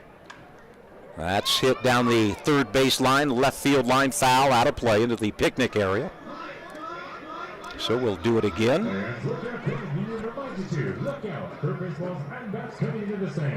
Another long at-bat. Checker batters really making Arevalo work here in this third inning. Okay, there's one final in Major League Baseball today. The Reds beat the Tampa Bay Rays 2-1. Everything else still underway. 2-2. Ball hit to right field. Back goes Kolbush. The center fielder Malik says, I got a beat on it. He'll make the catch for out number 3. No runs on 1 hit. There were no errors. Chukers leave 2 men on base. We've played 3 on your Friday. It's Idaho Falls hanging on to a 6-5 lead over Great Falls.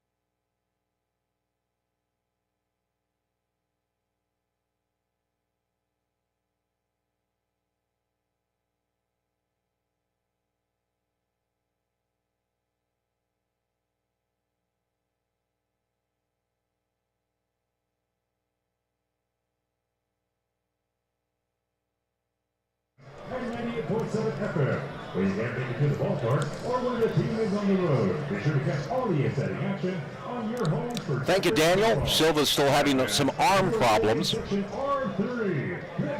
Okay, now we can give you some scores from this Friday night. Angels lead the Orioles 4-2. Marlins lead the Mets 4-2. Yankees do lead the Red Sox 10-5. Rangers lead the Twins 6-5. The Royals and the Guardians are tied at 3. And the Detroit Tigers leading the White Sox by a 6-2 score. Here at Melaleuca at 6-5, Chukers lead top of 4, and the top of the order will come up for Great Falls.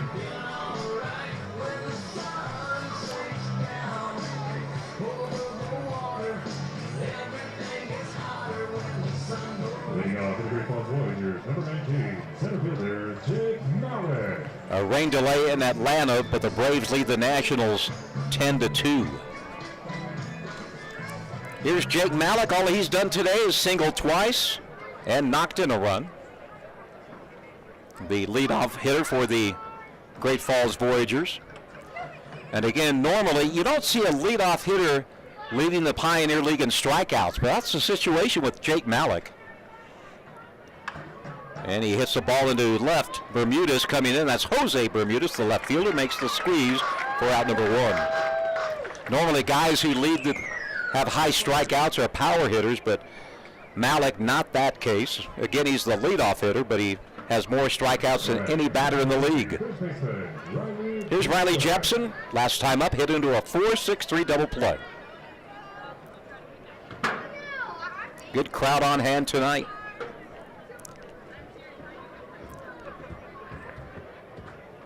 And Kornstad starts Jepson off with a pitch that's low, ball 1.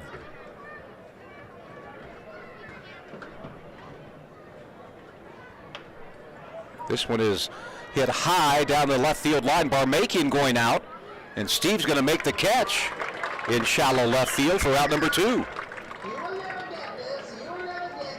Well, Steve Barmakian looks like he's been playing third base all season long. Number 11, third baseman. Here's Colin Runge. Well, the Voyagers have scored in every inning, 1 in the first, 3 in the second, 1 in the third, but here in the fourth, Kornstad has 2 up, 2 down. And his pitch to Runge is low for a ball. Runge got the Voyagers on top in the first with a home run, his 6th of the year. That one finds the strike zone. 1 ball, 1 strike. Next pitch, that is parking lot bound here at Melaleuca, and it's 1-2.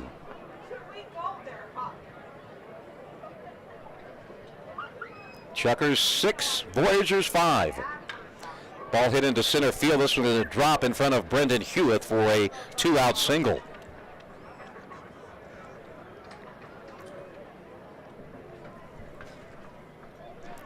Base hit number 8 for Great Falls. Well, I miscounted tonight. Attendance, 1,912. I was sure we'd be over 2,000, but not the case. Last night, we had 2,500 here at the ballpark. Chukers are 3rd in the league in attendance. Ogden 1 and Boise 2. Pitches in the dirt, blocked by Hiskey. 1 ball, no strikes. To Colbush. 1 for 2 tonight, doubled his last time up.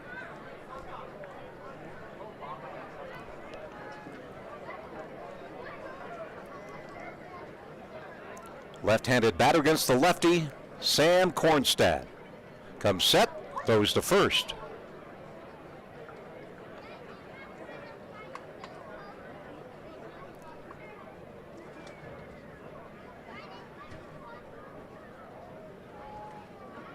The 1-0 delivery.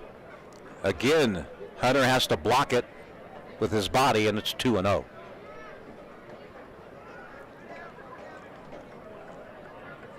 Well, the fans just sort of waiting for something good to happen. Right now, Chukers lead 6-5. The 2-0 misses outside, and it's 3 balls and no strikes. That one looked pretty good, a fastball from Sam.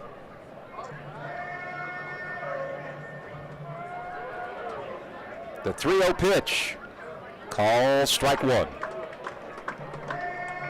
Colbush was ready to put his bat down and trot down to first, but that pitch found the outside corner. 3-1 with 2 outs, runner at first base.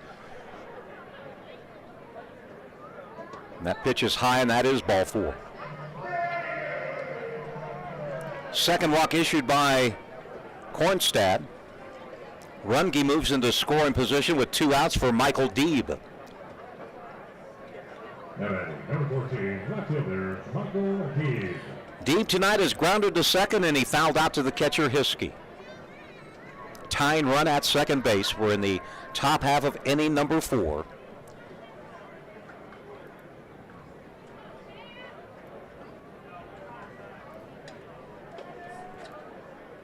Pitch again low, blocked by Hunter.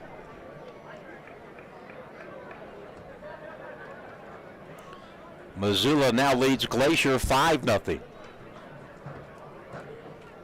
The Paddleheads have won 28 games and have lost only 10. 1-0 pitch, low and away, 2-0.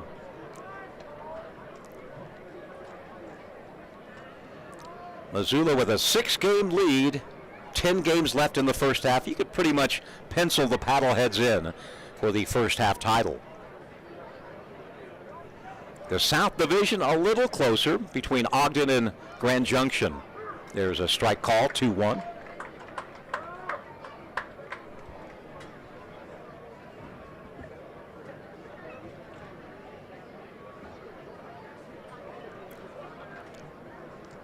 Kornstad now steps off and gets right back on the rubber. 2-1 the count on the batter, Deeb with two away and 2 on. And Deeb hits a shot into the gap, and that's not going to be caught, and that's going to give Great Falls the lead. 1 run scores. Here comes run number 2, and it's a double by Michael Deeb, and with 1 swing of the Michael Deeb bat, it's 7-6, Great Falls with the lead. Ball hit into the gap in right center field. And scoring on the play was both Runge and Colbush. Here's Will Olson now. The second time the Voyagers have led, they led 1-0, but that lead did not last long.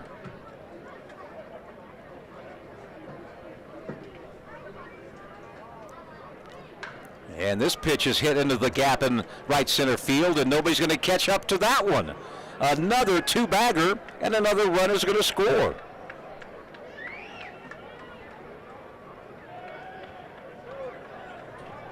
And Will Olson is 3 for 3. Boy, the inning started off great. Malik lined to left. Jensen popped up to the third baseman, Barmakian. And then Runge singled, Colbush walked, and back-to-back doubles by Deeb and Olson. And it's Great Falls 8 and Idaho Falls 6.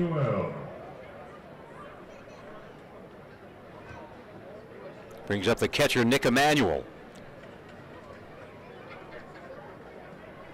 3 runs here in the inning, all after 2 outs were recorded. Left-hander Victor Rodriguez warming up in the Chukers bullpen. And that'll bring out the skipper, Billy Gardner Jr. And we will have a call to the bullpen. It's brought to you by Infinity Coin, with 14 years of experience in coins, currency, and bullion. We'll tell you about the new Chukers pitcher when we come back. We're in the top of the 4th, and Great Falls has taken the lead 8-6 over the Chukers.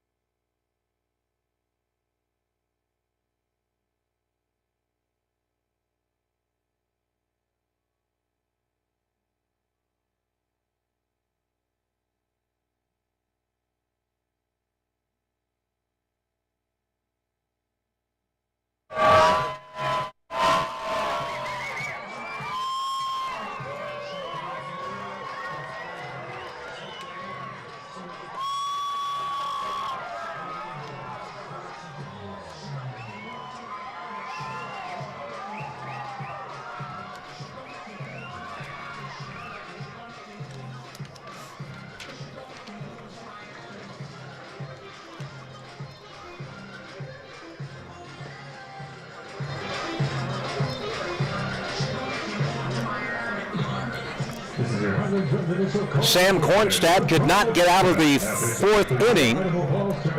The only other lefty on the pitching staff, Victor Rodriguez, comes in. Victor's been lights out all season long. Rodriguez, a 3.71 earned run average. He has a save. He struck out 28 in 26 innings, has walked only 7. And the big stat for Victor, opposing hitters batting just .210 off Rodriguez. Kornstad goes 3 2/3, gives up 10 hits, 8 runs so far. The runner at second, his responsibility. He walked 2 and he struck out 2.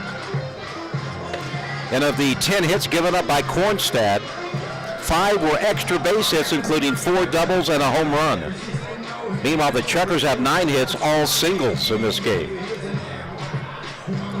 Batter's Nick Emanuel. He is 0 for 1, reached on a fielder's choice, and last time up he was hit by a pitch. So Rodriguez comes in to replace Kornstad. Voyagers lead at 8-6 here in the top half of inning number 4. Left-handed batter against the left-handed pitcher. First pitch from Victor. Strike called. An 86-mile-per-hour fastball by Rodriguez. Of course, Victor played with the Chukars last season. He was the closer for the Chukars last year. This year, Chukars really don't have a closer. That pitch misses 1-1. On any night, you can go with Victor Rodriguez, Keegan McGinnis, or Nate Jenkins. They've been the big men out of the bullpen this season. 1-1 the count on Emmanuel. Ball hit into right field, base hit. They're going to send the runner home. Here's the throw by Estrada. It's going to be late, and it's a 9-6 ball game. All 4 runs now scored after the first 2 batters were retired. Close the book on Sam Kornstad. He gives up 11 runs, 10 of those earned. Not good for the earned run average. And the batter is De Guzman, the shortstop. Great Falls, 1 in the first, 3 in the second, 1 in the third, and 4 here in the fourth. First pitch fouled out of play. That's the bad news. The good news, it's early. We're only in the top half of inning number 4, and the lights have already been turned on here at Melaleuca Field. 0-1 pitch, call strike, 0-2. 88-mile-per-hour fastball from Victor.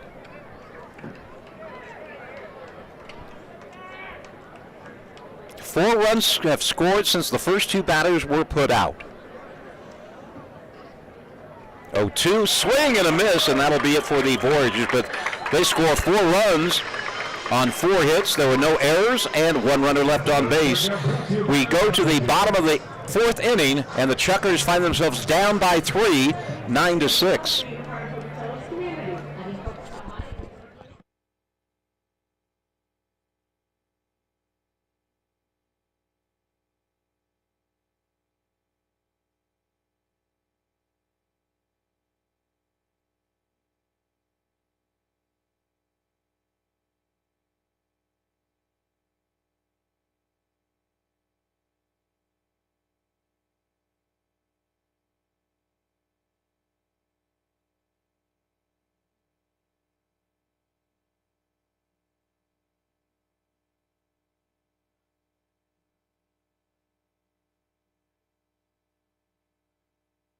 On my mark, get set, go! The objective of this race is to get all the condiments on the bottom bun and then jump on the bottom bun. If you can do that first, you're going to win a free prize courtesy of AAA. And it looks like we have a close race, but the team on the left might be taking the lead. I think they might have cheated a little bit, but that's okay, guys. Give it up for it. They just want to Chukars down by a 9-6 score. Arevalo out for inning number 4. Scheduled hitters will be Barmakian, Hiskey, and Estrada. The Voyagers have scored in every inning so far tonight. 1-3, 1-4 in the first 4 frames. Chukars scored 4 in the first, 2 in the second, but Arevalo shut them out in the third. Again, the starting pitcher, Pablo Arevalo, has a record of 5 wins and no losses. Here's Steve Barmakian, 1 for 2, has scored 2 runs. Leading off for your Idaho Falls Chukars, number 23, third baseman, Steve Barmakian. Great Falls with 5 extra base hits. The Chukars, nothing but singles so far tonight. 9 of them.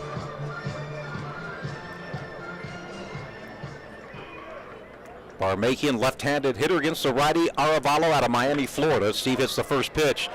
Second baseman McKissick dives, makes the play in time. Great play by Miles McKissick.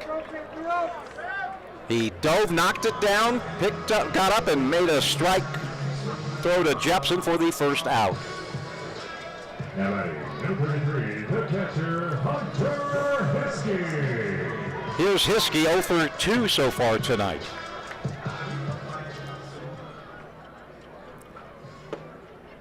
Pitches down low. In the first 2 games of the series, Hunter 7 for 12. He's now 7 for 14 after 2 ABs without a hit tonight. That pitch is a called strike on the Chukers catcher. 1-1 the count. 1,912 showed up, hoping for a Chukers win. Next pitch, called strike, and it's 1-2. The Idaho Falls Bandits to beat Wilder tonight 12-2 over in Boise for their 20th win. This pitch is fouled back. Count remains 1 ball, 2 strikes. The Bandits now are 20 wins and 6 losses. They're in Boise for a tournament this weekend. Here's the 1-2 pitch to Hunter. High fly ball, center field, back going Malik. He has a beat on it, and he'll make the catch just shy of the warning track for out number 2. Well, Aravalo has definitely settled down. Gave up 8 hits in the first 2 innings, only 1 hit in the last 2 innings. There's Calvin Estrada, 2 singles, 2 RBI tonight.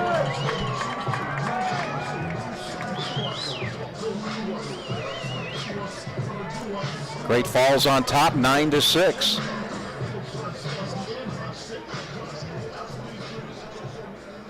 Both teams with identical 22-16 records. Estrada hits the ball into shallow center field. Malik on his horse. He's going to come in, and it's going to drop in for a base hit, and Calvin Estrada now 3 for 3. All 3 hits singles to center. Well, the Voyagers scored 4 runs with 2 outs in the top half of this inning. Let's see if the Chukers can answer that here in the bottom half. Stroop tonight is 1 for 2. Has a 11-game hitting streak after singling back in the first inning.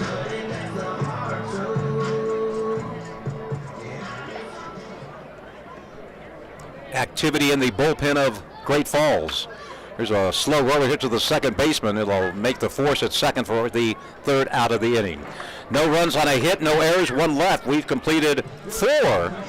It's Great Falls 9, Idaho Falls 6.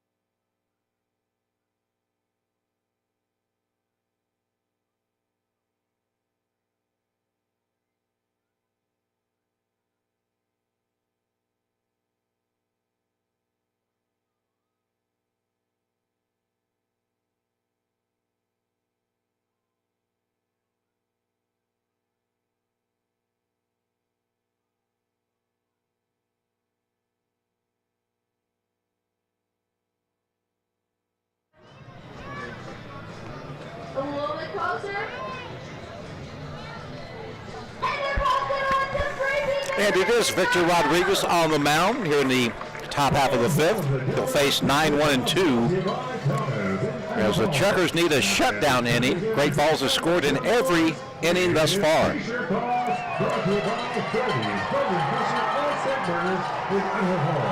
Other scores around the Pioneer League. Grand Junction leads Rocky Mountain 10-6.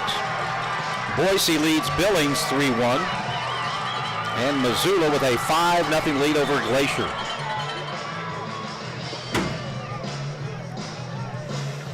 Rodriguez came in the 4th with a runner at second, did give up a hit, and then he struck out the second batter he faced. All the runs charged to the starter, Sam Kornstadt.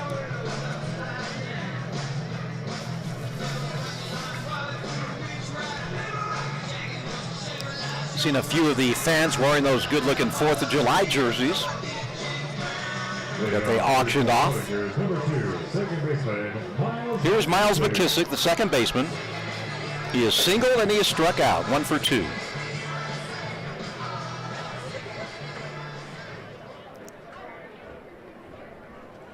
Rodriguez working from the stretch as he always does.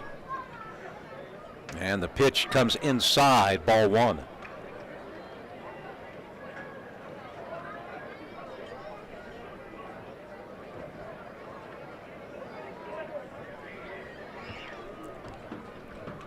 The 1-0 from Victor. Swing and a miss, and it's 1 ball, 1 strike.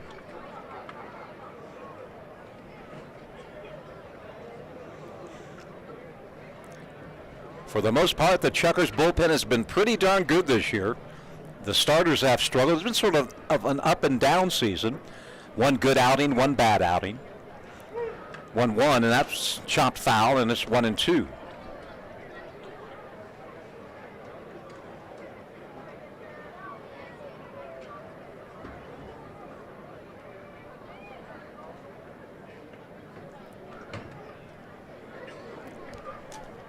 McKissick, the number 9 hitter, then we'll go to the top of the order for Malik and Jepson. Victor stares in, gets a sign from Hiskey. Kicks, 1-2 pitch, swing and a miss, strike 3. Back-to-back strikeouts for Rodriguez. And the leadoff man, Jake Malik. He's 2 for 3 in tonight's game.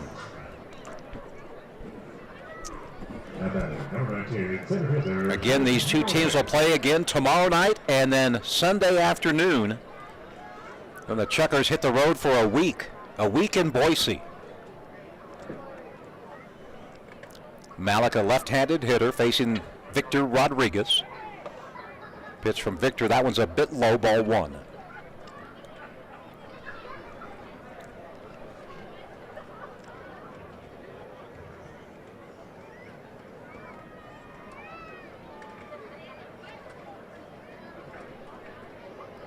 Here's the 1-0 delivery. Breaking ball, called strike 1. Nice bender by Rodriguez. They call the curve the Uncle Charlie. Don't ask me why. And in Espanol will be the Tio Carlos from Victor. Ball hit into right. Estrada's there. Calvin's going to make the catch, and there's 2 away. Well, the Chukars retired the first 2 batters in the 4th, and then Great Falls came back to score 4 to take the lead.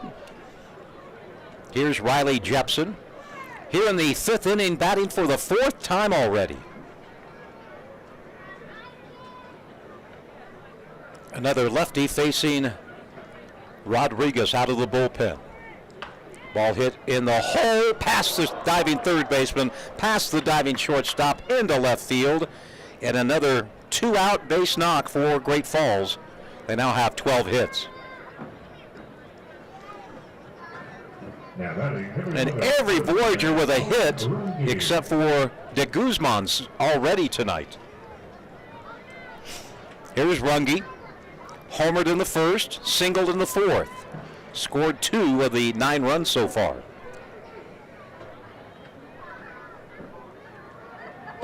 Pitch is low for a ball.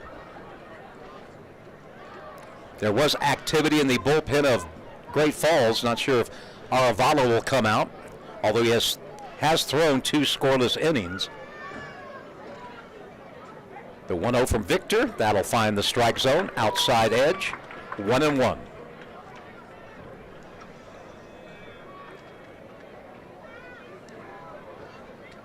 Runner at first, Jepson. 9 stolen bases, been caught only once. That pitch misses outside. 2-1 the count on Colin Runge.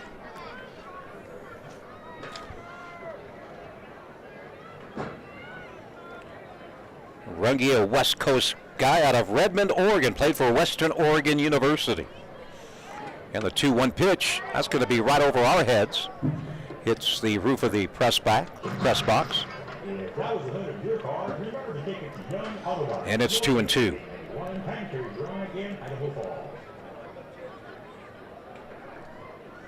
Voyagers 9, Chukars 6. Wind has died down. There goes the runner, 2-2 pitch. Ball hit into right. Estrada going back. He's not going to catch up to that one. And the Voyagers will score another run after the first two batters were retired. Another double for the Great Falls team. That's their 5th double of the game. Runge picks up his 2nd RBI of the game, and it's 10-6 now. Great Falls on top.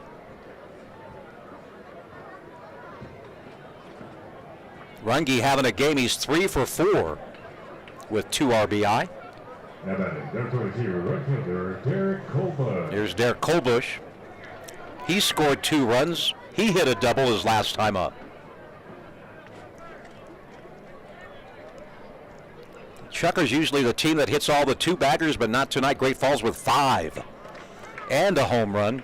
Chukars, meanwhile, 10 hits, all singles. Swing and a miss. It's 0-1 on Derek Colbush.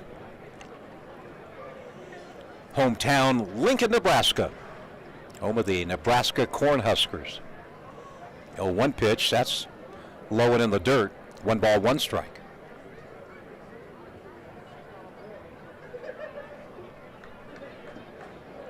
There's activity in the Brady's hot tub.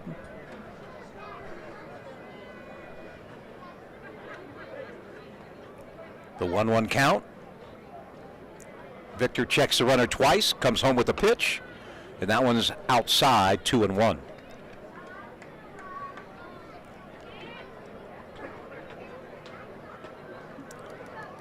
Chukars led 6-4, but it's been 6 unanswered runs scored by Great Falls. They lead at 10-6 now as the Voyagers bat in the top of inning number 5. Rodriguez comes in on the hands of the batter, Colbush. He fought it off and fouled it off. Now it's 2-2. Great Falls has scored at least 1 run in all 5 innings tonight.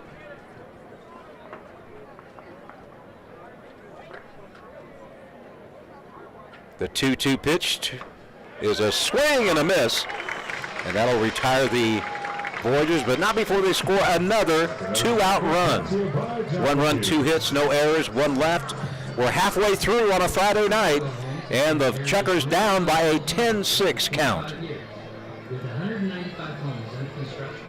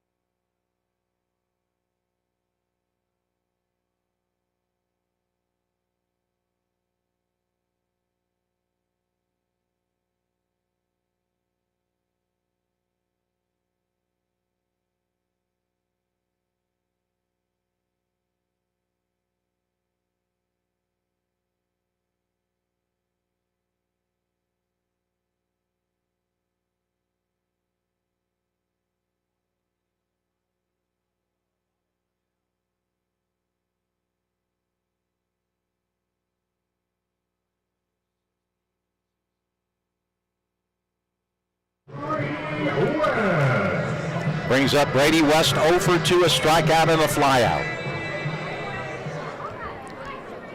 Left-handed batter against the right-hander Arvalo out of Miami, Florida. And another fly ball center field. Malik going back to the wall, and he makes the catch. That one traveled 382 feet, but it's nothing but an out. And Brady West continues to hit the ball hard, but at people. He just got under that one. And that's 1 pitch, 1 out. Jose Bermudez looking for his first hit as a Chucker. He was 0 for 5 last night. He's 0 for 2 tonight. Takes the pitch from Arevalo outside, ball 1.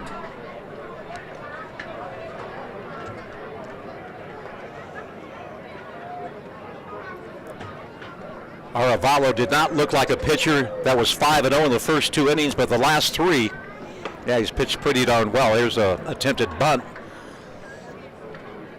1-1 the count as Bermudez did not make contact.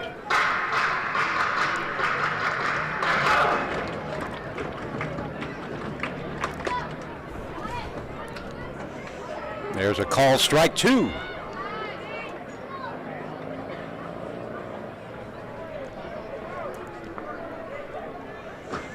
One out, nobody on base. Chukars down by 4. Great Falls trying to tie up the series at 2 wins apiece. That one misses outside, 2-2.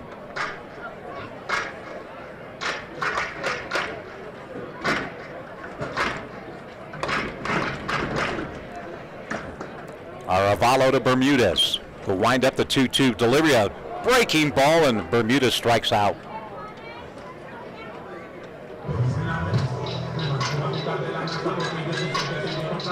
Only the second strikeout by Bermudez, but again, he's not a strikeout pitcher. And it brings up Jose Reyes, the second baseman. He is 2 for 2 in the ball game tonight.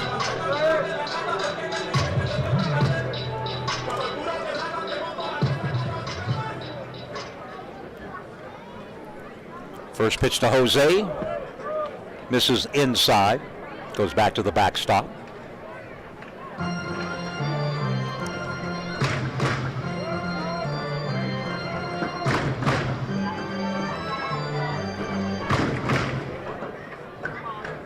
Here's the 1-0 pitch to Reyes.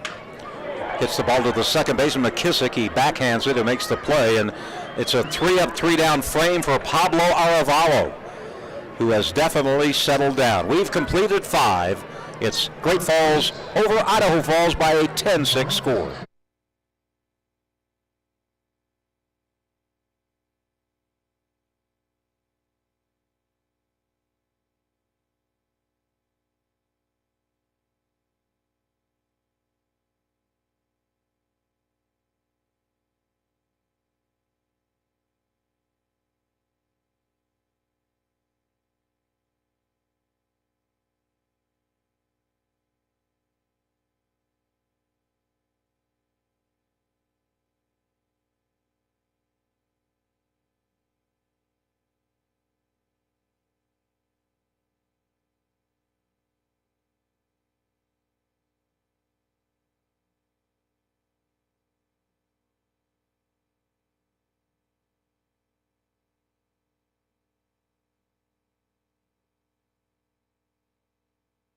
Section L3, Rebel Team C1. Congratulations. That's right, Chukers fans. The Bank of Idaho and Chukers like to give a thank you to all our season ticket holders, and we'd like to give one special season ticket holder who attends the game free Chukers box courtesy of the Bank of Idaho. How many years have you been a season ticket holder with us? That's one? Awesome! Well, I hope to see you out here more. Chukers need a shutdown inning. Great Falls has scored in every inning so far. 1 in the first, 3 in the second, 1 in the third, 4 in the fourth, and 1 in the 5th. A 6-4 Chuker lead has turned into a 10-6 Chuker deficit. Rodriguez will remain on the mound here in the 6th inning. He'll face Deeb, Olson, and Emmanuel.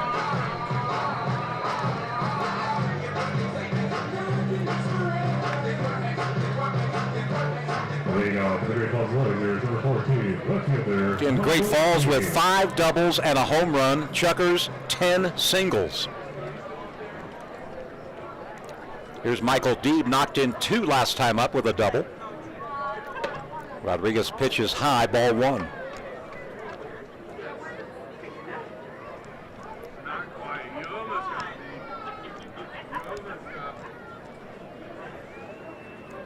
Lefty-lefty matchup. Next pitch fouled out of play by Deeb. 1 ball, 1 strike.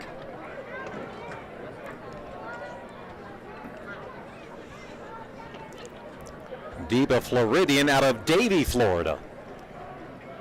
Played with the Voyagers last season. Now there is a right-hander warming up for Great Falls. There's a called strike, and it's 1-2. Well, Arevalo touched up for 6 runs in the first 2 innings, but has not given up anything since. The 1-2, grounded ball, a slow roller to the shortstop, and that'll be an error on the new shortstop, Jake Reinhardt.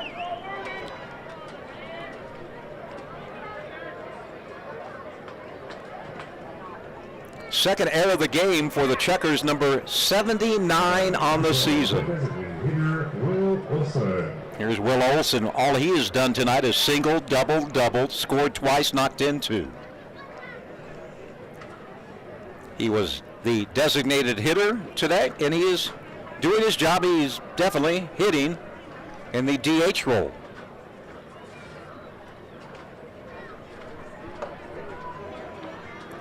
Pitch misses the zone. It's 1-0.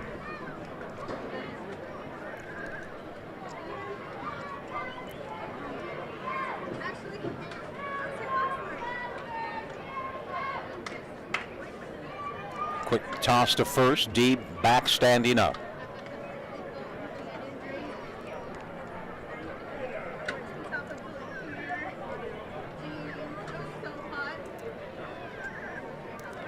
The count 1-0. Right-handed hitting Will Olson. The pitch at the knees. 1-1 the count.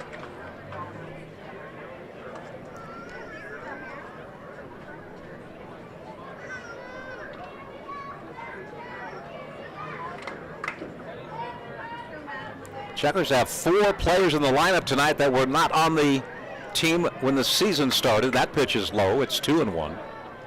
Another block by Hunter Hiskey. Hewitt, Bermudez, Reyes, and Reinhardt were not with the team when the season began back in late May.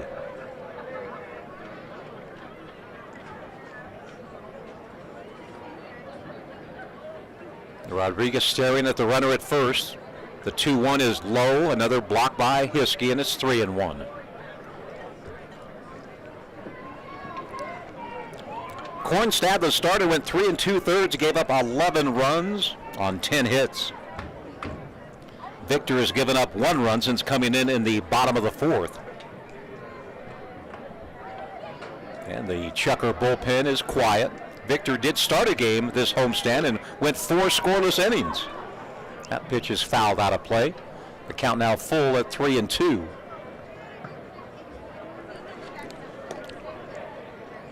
C.J. Grant DuBose warming up for the Voyagers. 3-2 the count on Will Olson. And he'll fight it off and foul it off into the parking lot.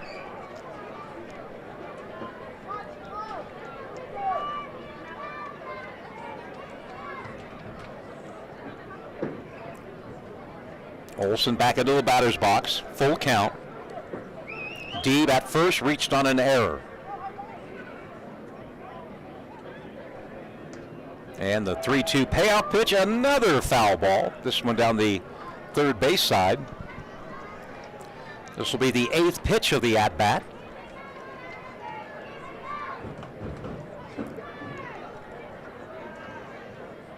Back in the second, the Chukars turned a double play to get out of a jam. They gave up 3 runs, but it could have been worse. Boy, a double play would be perfect here in the 6th. There goes the runner. Swing and a miss. The throw in time. How about a double play? Strike him out, throw him out. That'll work. And another perfect throw by Hunter Hiskey. He has gunned down 2 would-be base stealers tonight. And now there's 2 outs, nobody on base for Nick Emanuel. Well, I was hoping for a double play. Not that way, but we'll take it. A strike him out, throw him out double play. It's brought to you by Burger Theory, voted the best burgers and the best sports bar in the Idaho Falls area. Can the Chukars keep the Voyagers off the scoreboard here in the 6th? That's the question. Ball hit to the third baseman, Barmakey, and he backs up. He'll make the throw across the diamond. Good scoop by Dusty Stroop, and the Chukars do keep Great Falls off the scoreboard for the first time tonight. We go to the bottom of the 6th inning. It's still Great Falls 10, Idaho Falls 6. New mixing, new stirring halfway through cooking.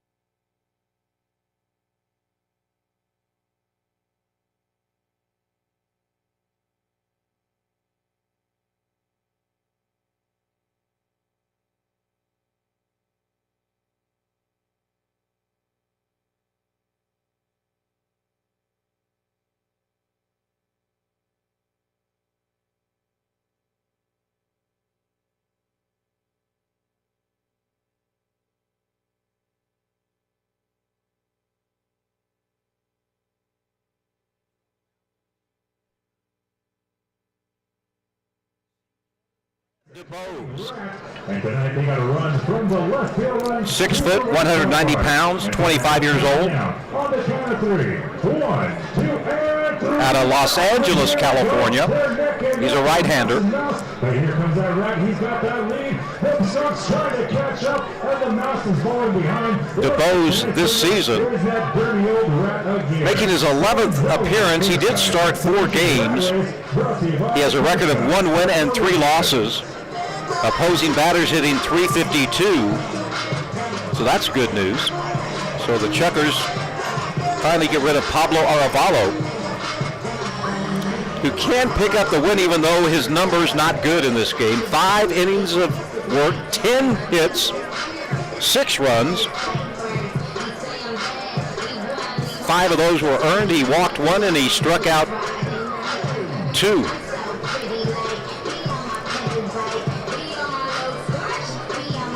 So the Chukers face a right-hander out of LA.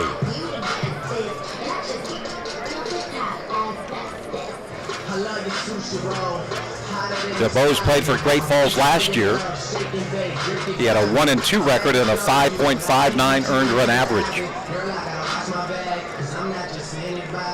It'll be Jake Reinhardt, Brendan Hewitt, and Steve Barmakian. Time for the Chukers to get on the scoreboard again. They scored 6 in the first 2 innings. The last 3, they have not crossed home plate.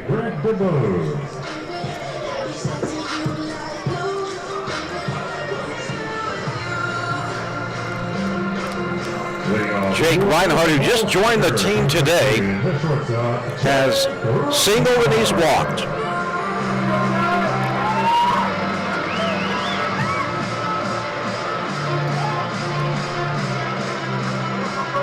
Righty-righty matchup. DeBose first pitch bounces up there. It's 1-0. 10 runs, 13 hits, 2 errors. Great Falls. 6 runs, 10 hits, 2 errors. Idaho Falls, but again, Great Falls with 6 extra base hits. The Chukers, nothing but singles so far tonight. That pitch is fouled off out of play, and it's 1-1.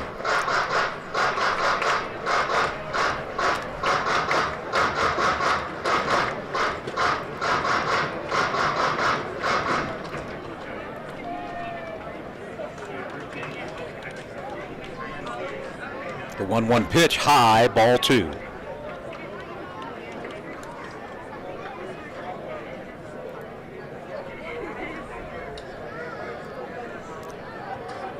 DeBose from LA played his college ball at Union College in Kentucky.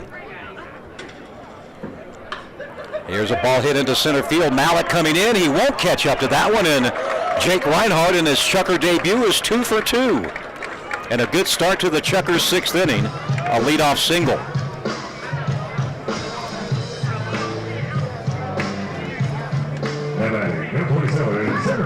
And here's Brendan Hewitt, the Chukers center fielder. He's 2 for 3 in the game. That's now 11 singles for Idaho Falls.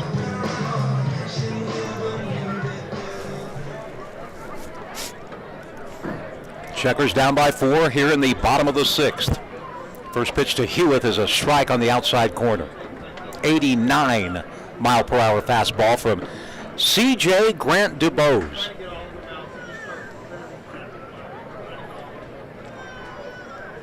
Reinhardt at first. The pitch to Hewitt is low and outside, 1-1. Brendan came in batting .289, 2 for 3 in tonight's ball game, so that average will move up. Hewitt had the night off last night as Jose Bermudez played center field for the Chucks. Now DuBose steps off the rubber and back to the first base bag goes Jake Reinhardt.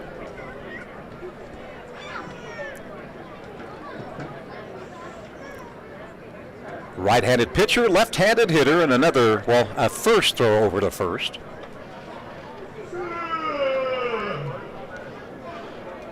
The longest homestand of the year. This is game 7 of 9. The 1-1. Hewitt swings and misses at a high fastball. And it's 1-2. DuBose in 29 innings has struck out 22 and he's walked 16, so he's had control problems this year.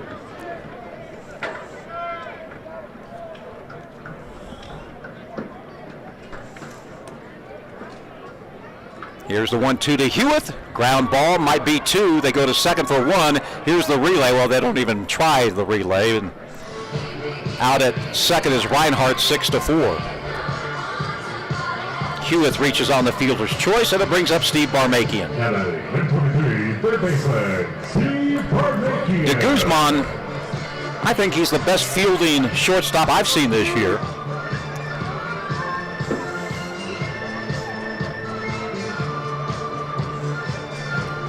Barmakian tonight 1 for 3 has scored twice. A left-handed batter against the righty DuBose. That pitch outside, ball 1.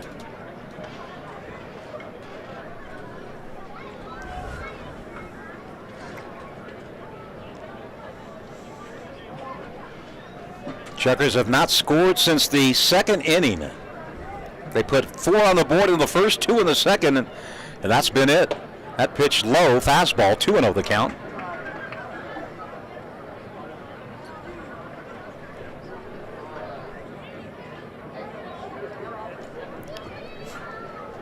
Barmakian steps out. Now he's back in the batter's box. Steve's played a good third base tonight. The 2-0 pitch to Barmakian finds the corner on the outside. 2-1. Brendan Hewitt is a runner at first base with 1 away. Barmakian was our pregame guest on the Toyota pregame show. Here's the 2-1, ball hit, base hit past the first baseman, and it's going to be runners at first and second. Hewitt had to stop because the ball went right in front of him, and the Chukars have runners at first and second for Hunter Hiskey, who is 0 for 3, a very rare 0 for Hunter this season. Number 3, the catcher, Hunter Hiskey. He'll be followed by Cal Estrada. Well, a great chance for the Chukars to break this scoreless drought of 3 innings.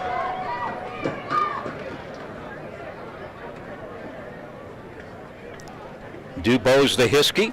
First pitch bounces up there. Nice one-handed snag by the catcher Emmanuel, and it's 1 ball, no strikes.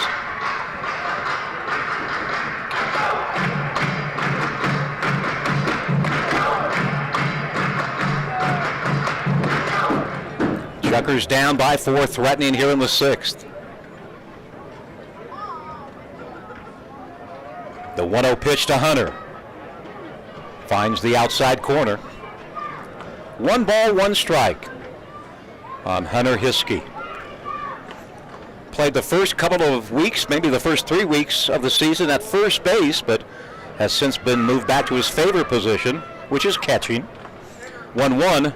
Hunter fouls it off to our left, and it's 1-2 now. Fans, look at Pregame reminds you to look out for baseballs and bets coming into the stand. So be sure to look out.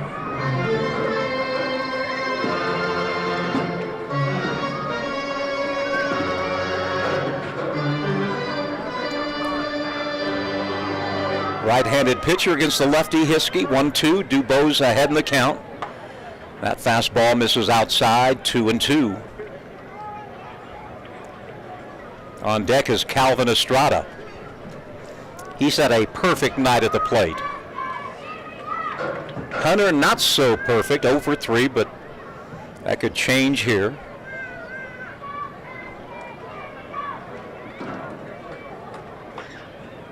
Two from Dubose. Ball hit into center field. Back goes Mallett, going back, and he's going to be making the catch in the deepest part of the ballpark. And tagging is Hewitt, and again Hunter hit the ball hard, but not hard enough. 384 off the bat of Hiskey, but now there are 2 outs. Hewitt did tag and go to third. Barmakian still at first, and here's Calvin Estrada. Well, Calvin tonight, 3 singles, all to center field. He has 2 RBI.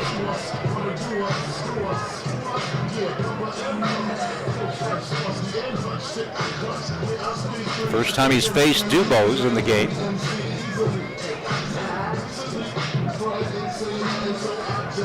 Calvin, the number 2 hitter in the Pioneer League, batting .412. First pitch, low, ball 1.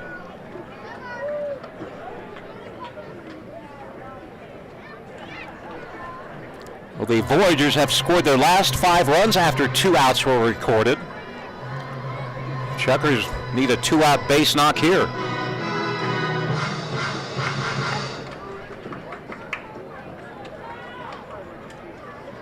DeBose 1-0 to Cal. A big swing and a miss. It's 1-1. Fastball timed at 90 miles per hour. At third base is Brendan Hewitt. At first base, Steve Barmakian. 2 outs. Chukers need a base knock. The 1-1 to Estrada. He takes it high, ball 2. On deck, Dusty Stroop.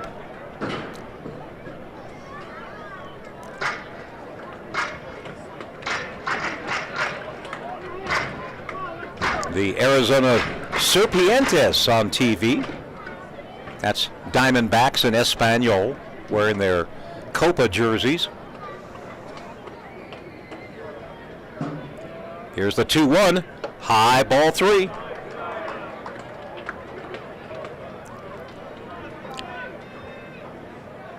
Estrada, one errant pitch away from loading him up for Dusty Stroop. And one thing the Chukers have done pretty darn good this year is hitting with the bases loaded. 3-1, 2 on, 2 out. Chukers have not scored since inning number 2. It's inning number 6 right here. The 3-1. That's hit foul, out of play. 3-2. Barmakian will get a jump start at first.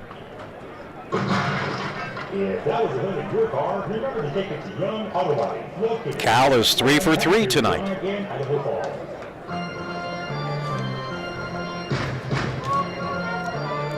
Chukers have not hit a home run since Estrada hit a grand slam 2 nights ago.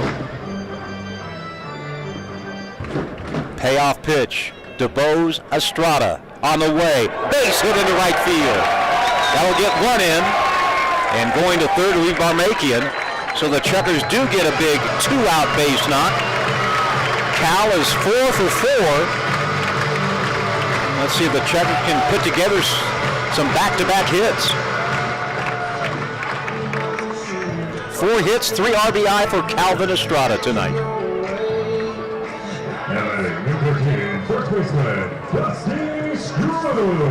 Here's Dusty Stroop singled his first time up. reached on fielder choices his last 2 times up. Barmakey in at third. It's a 10-7 score. Estrada at first. Swing and a miss on a high fastball at 91. From C.J. Grant DuBose.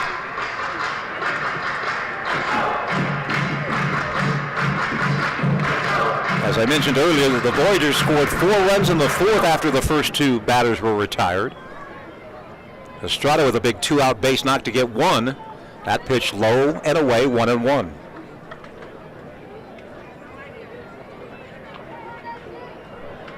"13 hits, they've out-hit." Well, actually the hits are even at 13, but again, 13 singles versus 5 doubles, a home run, and 7 singles. 1-1. Stroop fouls it back out to our right, and it's 1-2.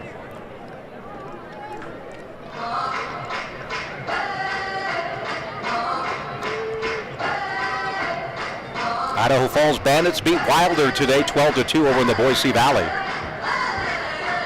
They're now 20-6. 1-2. DuBose comes home, pitches inside for a 2-2 count. Stroop is number 3 in the Pioneer League in RBI with 44. Chance to get number 45 right here.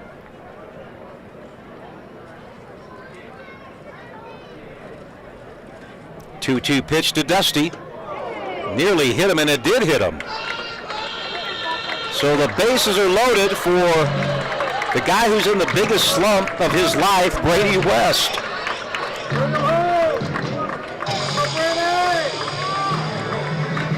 Brady in this series against Great Falls is 1 for 15, and that one hit was a double his first time at bat against Great Falls.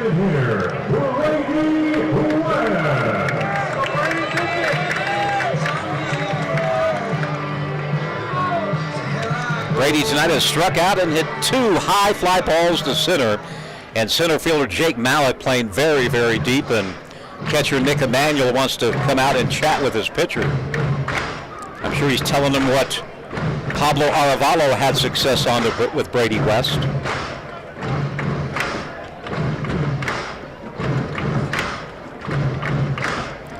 Well, it has happened twice during this series. Chukers down, 1 swing of the bat, they take the lead. It could happen right here.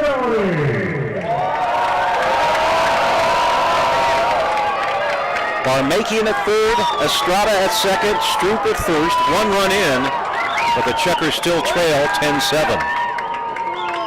West left-handed batter against the righty DuBose. And the first pitch to Brady, swing and a miss. So he pulled away from the pitch. If anybody needs a hit, it's this young man. The count 0-1. Here's the pitch. That ball's going to be hit into center field. It's going to be a base hit. 1 run scores, 2 runs score, and Brady West snaps out of this funk.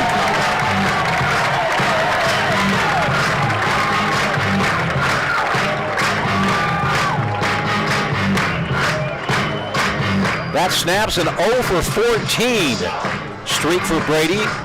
Another single, but 2 run score, and it's a 10-9 ball game. And the Chukers are putting together a 2-out rally. Here's Jose Bermudez. He's looking for his first hit as a Chuker. The tying run is at second base with 2 outs.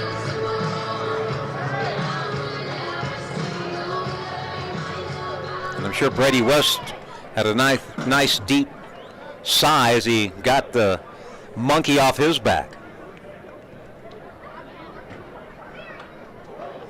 Bermudez fouls the first pitch off, 0-1. Everybody clap your hands. Jose in his 2 games with the Chukers now 0 for 8. 3 runs have scored after 2 outs were recorded. Next pitch, Bermudez chases one in the dirt, and he's down 0-2.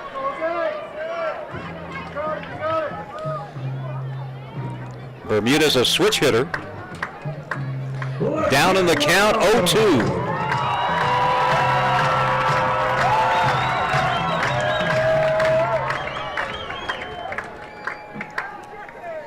The 0-2, waste pitch outside, 1-2.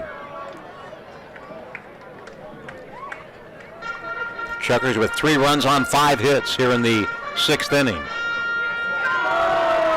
Looking for another 2-out base knock from Bermudez.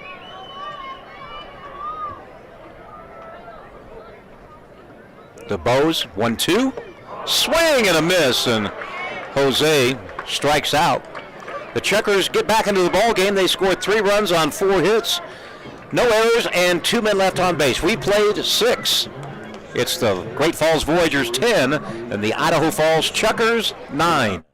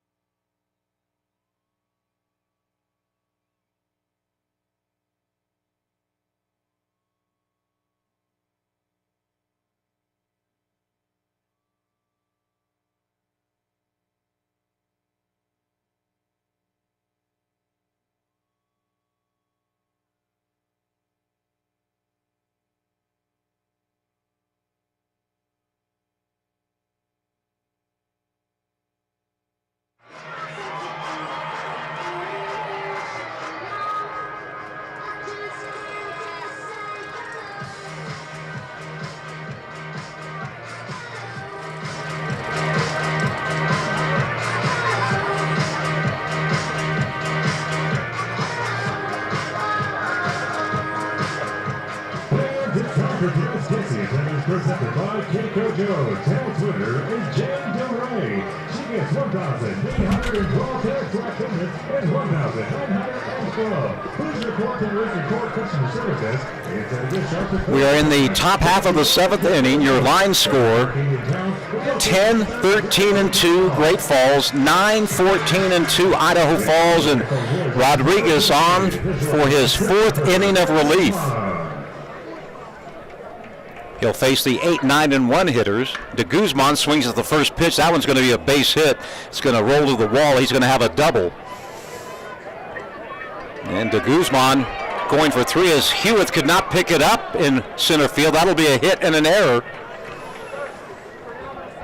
So a double by De Guzman, the 6th double by Great Falls tonight.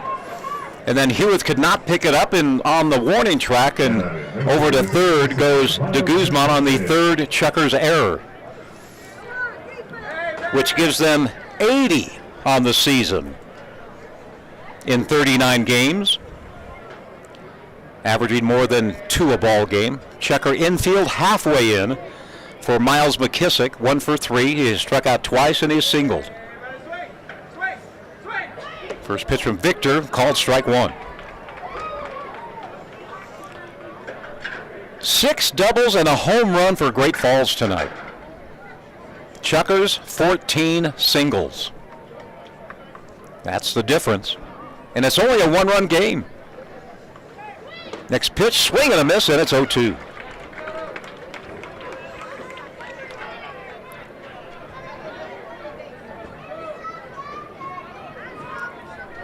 Great Falls did not score in the 6th. The only inning tonight they have not scored at least 1. The 0-2, looked pretty good, but it must have been inside. 1 ball, 2 strikes on McKissick.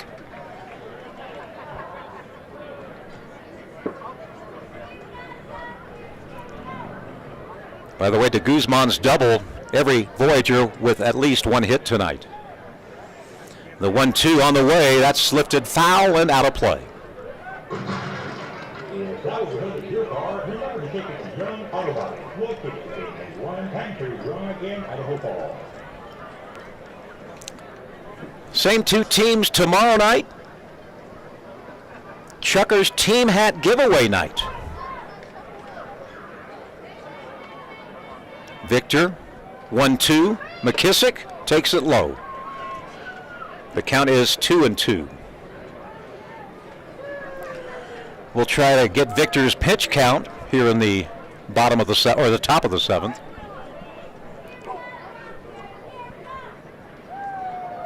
Two balls, two strikes. Runner at third. Rodriguez comes set. 2-2 pitch to McKissick. Swing and a miss. He struck him out. Well, that's one out. Brings up Jake Malik, the leadoff hitter. 46 pitches for Victor. 36 have ended up in the strike zone. Here's Malik, 2 for 4 tonight. Now the infield comes in on the close to the grass. Shortstop Reinhardt, now he comes in a couple of steps. Lefty-lefty matchup. The pitch to Malik, ball hit hard. That'll be a base hit, and run number 11 will score. Malik with his third hit of the night, his second RBI. So the Chukers cannot get back-to-back shutout innings.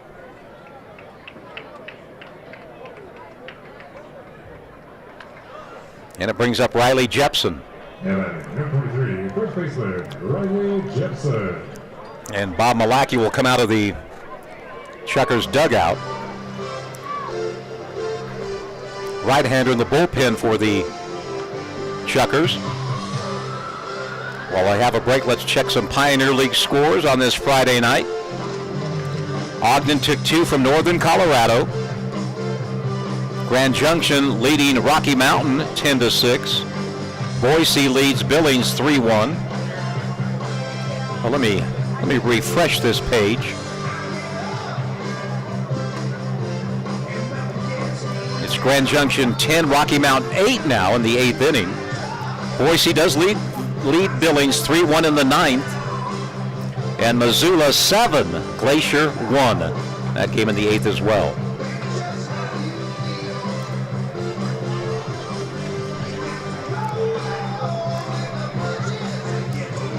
Voyagers lead by 2, 11-9.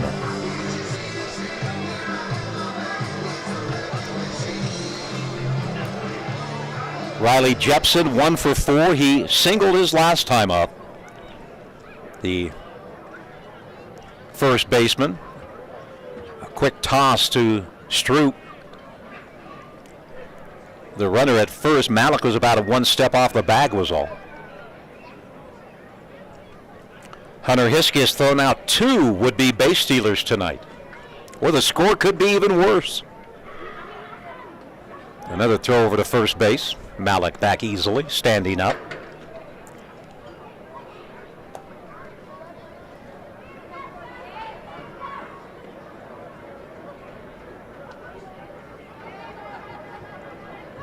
That pitch is a strike on the inside corner.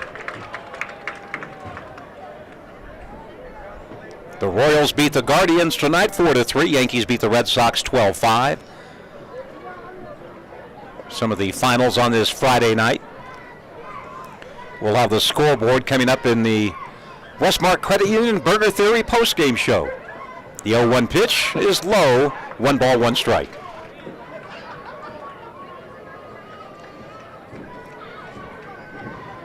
One on, 1 out, 1 in. The count 1-1. Lefty. Rodriguez to Jepson. Nope. First a throw to first.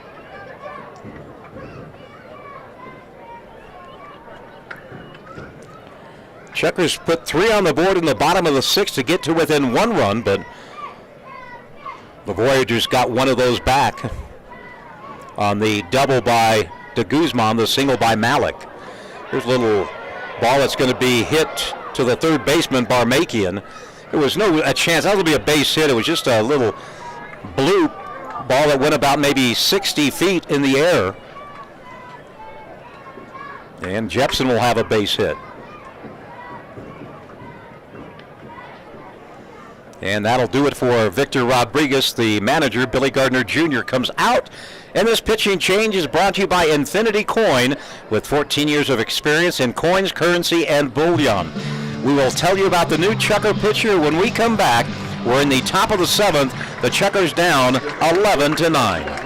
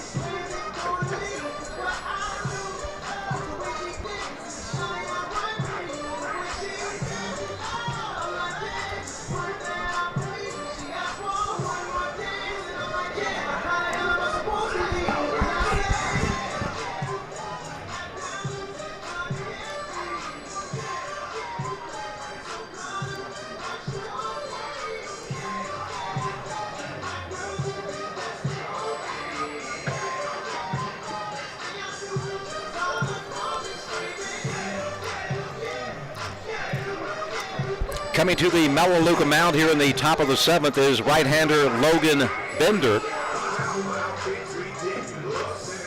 6'1", 205 out of Dunn, North Carolina. Logan has pitched well since joining the team. This will be his 5th appearance, all out of the bullpen. He's worked 5 innings, struck out 2, walked 3, but his earned run average is 3.60, which is good. He replaces Victor Rodriguez, who went 2 2/3. Victor gave up 6 hits, 1 run thus far, and Victor struck out 4. He struck out 5 and did not walk a batter.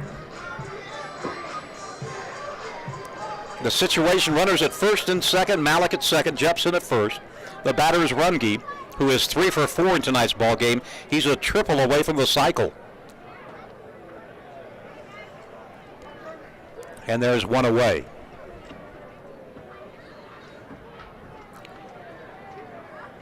Logan Bender.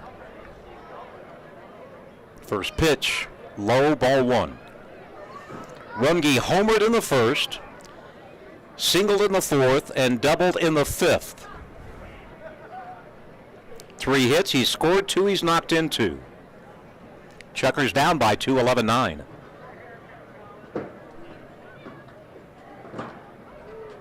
The 1-0 delivery. Breaking ball called strike, 1-1.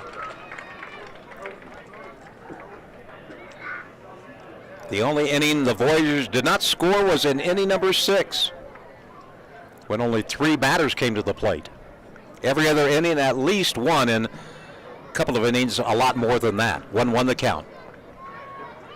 That's in the dirt. Nice block by Hunter Hiskey. 2-1 is the count on Colin Runge, batting third in the lineup. He hit his 6th home run back in the top of the first to give the Voyagers a lead, 1-0. The Chukars came back with 4 in the bottom of the first to make it a 4-1 ball game, but Great Falls came right back in the top of the second and tied it up. Then the Chukars scored 2 in the second. They led 6-4, and they've been trailing ever since. 2-1 pitch. There's a high pop-up. Hiskey coming over, but that's going to land in the stands. About row 5, right behind the Chukar dugout. And now it's 2-2.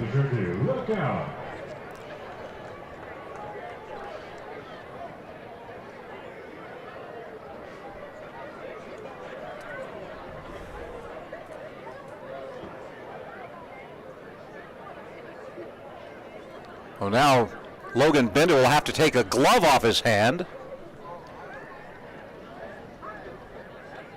as the third base umpire, Tony Prater, came over and said something to him. 2-2 with 2 on and 1 out.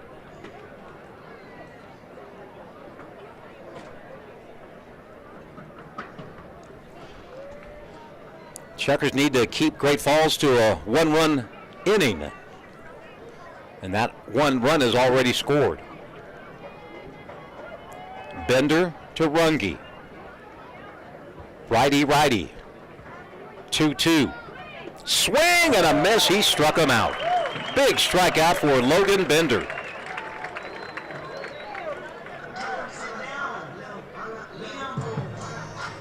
Two outs for Derek Colbush. That's another strikeout brought to you by Tampa Juice. Colbush, cleanup hitter, is officially 1 for 3. Fly to right, double to left, walked and struck out.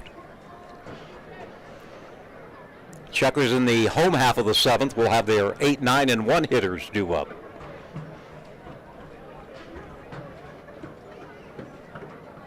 Anybody's game, 11-9.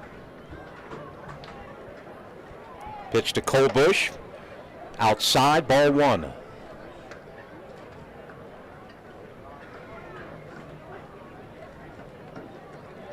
Chukars trying to regain second place in the Northern Division. Billings now in second, losing to Boise.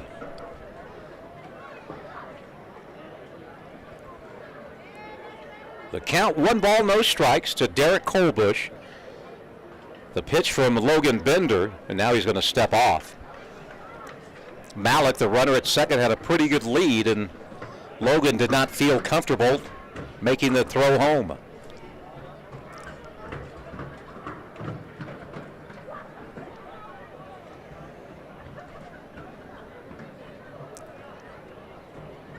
Bender set at the belt. The 1-0 pitch to Colbush. Strike 1 at the knees on the outside portion of the plate. 1-1 the count.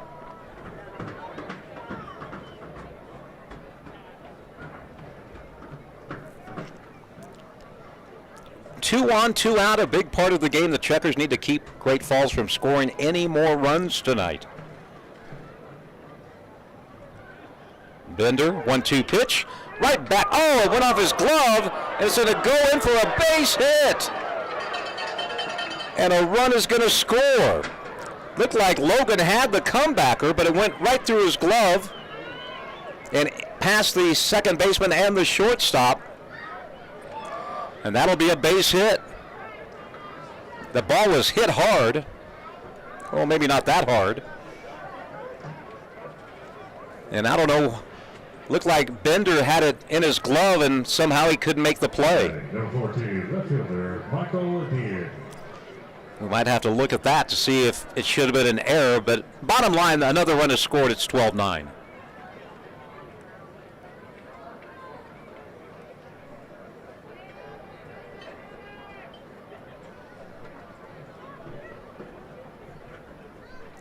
Runners at first and third.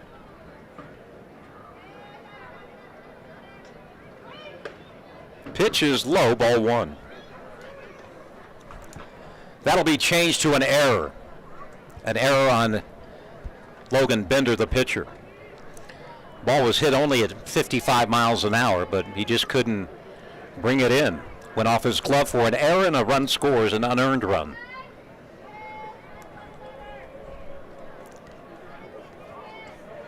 Jepson, the runner at third. Colbush, the runner at first.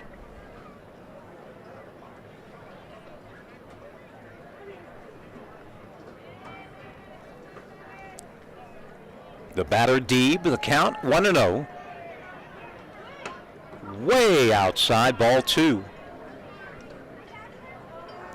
Jepson, the runner at third base, faking coming home, and the runner at first did the same going to second. That's Colbush trying to rile Logan Bender. So the Chucks down by 3 again. It's 12-9.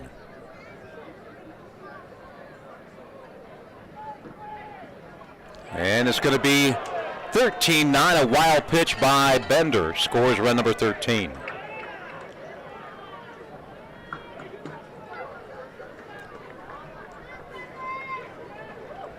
All 3 runs charged to Victor Rodriguez, but none of them earned off Victor. I take that back, 1 was earned. So Victor gives up 3 runs, 2 earned.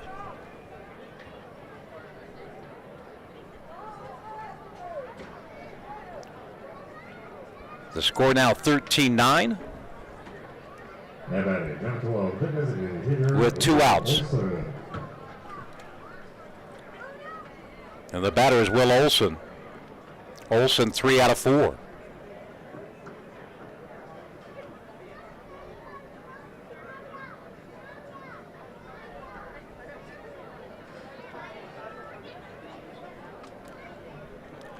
So another 3-run inning for the Voyagers. First pitch called strike.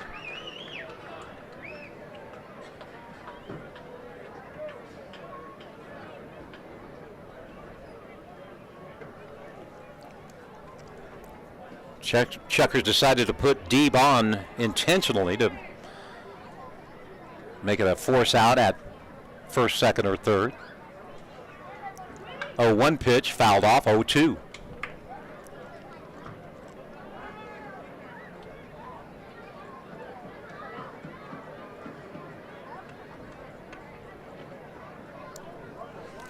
So the Chukars find themselves down by 4 again. They were down by 4, scored 3 in the bottom of the 6th to make it 1 run a game, and Great Falls answers with 3 in the 7th, and the deficit back up to 4 with 3 innings left to play.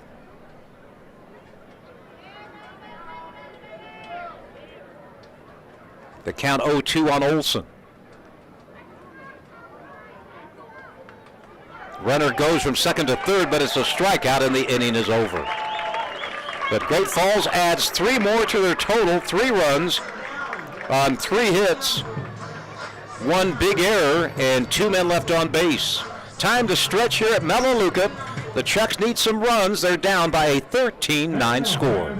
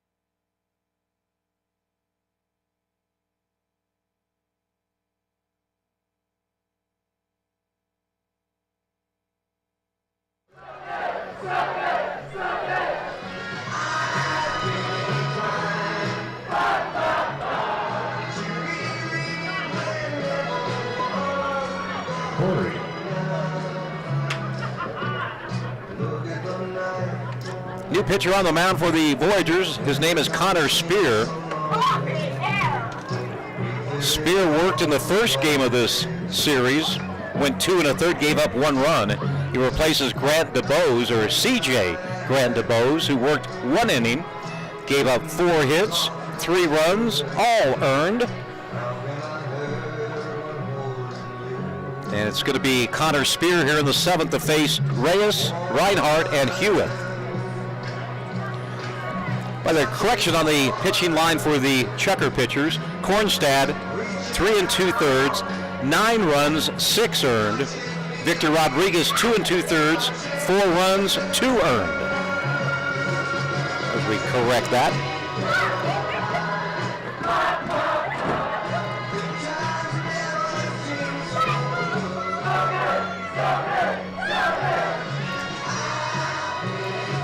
The Voyagers have scored in every inning but number 6. Here's Jose Reyes, 2 for 3 in the game. Chuckers need base runners, need base hits, need runs, down by 4. Here in the bottom of inning number 7.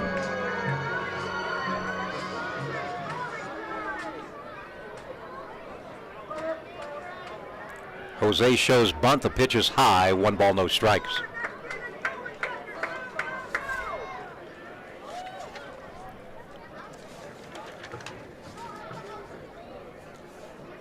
Ground ball, second base, McKissick fields on the second hop, makes the throw, and there's out number 1. Brings up the new kid, Jake Reinhardt. He's 2 for 2, has been on base all 3 times in tonight's game. By the way, Connor Spear has a 3.38 earned run average, does have 1 save. Only his 3rd game in a Voyager uniform, but opposing batters hitting only 158 off Connor Spear. And of course, Great Falls has the top reliever in the Pioneer League, Montana Quigley. First pitch to Reinhardt is upstairs. Reinhardt infield, single in the 2nd, walked in the 3rd, a single to center in the 6th. That pitch high as well, and it's 2-0.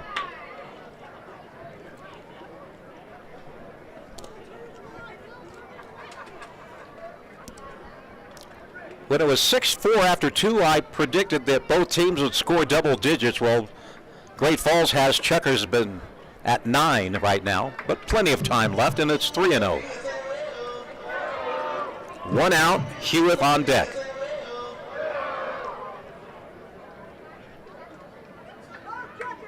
Connor Spear into the windup. Here's the 3-0 delivery. That's close enough for a called strike. It's 3-1 on Jake Reinhardt, who's wearing Matt Feinstein's number 17. By the way, Matt Feinstein injured since leaving the Chukars team. We wish Matt good luck. 3-1 pitch, a swing and a miss on a fastball, and it's 3-2.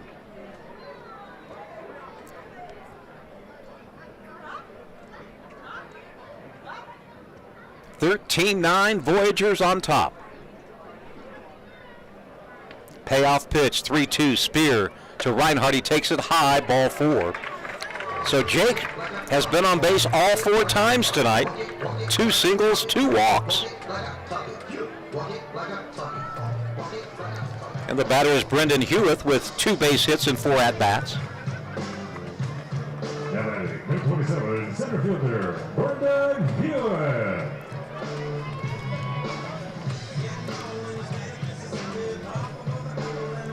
One out, 1 on. Chukars trail 13-9.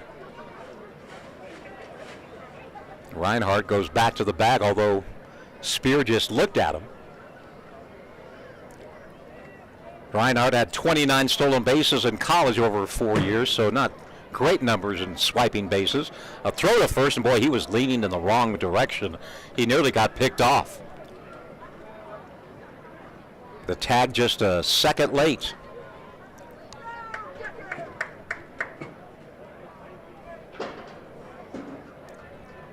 Runner at first with 1 away. Another quick throw to first, and this time Jack back easily. Back at Melaleuca Field tomorrow night, Game 5 of the 6-game series, Game 8 of this 9-game homestand. Chukars right now are 3 wins, 3 losses. Hewitt hits it high but foul out of play. Chukars' home record, 14 wins, 10 losses.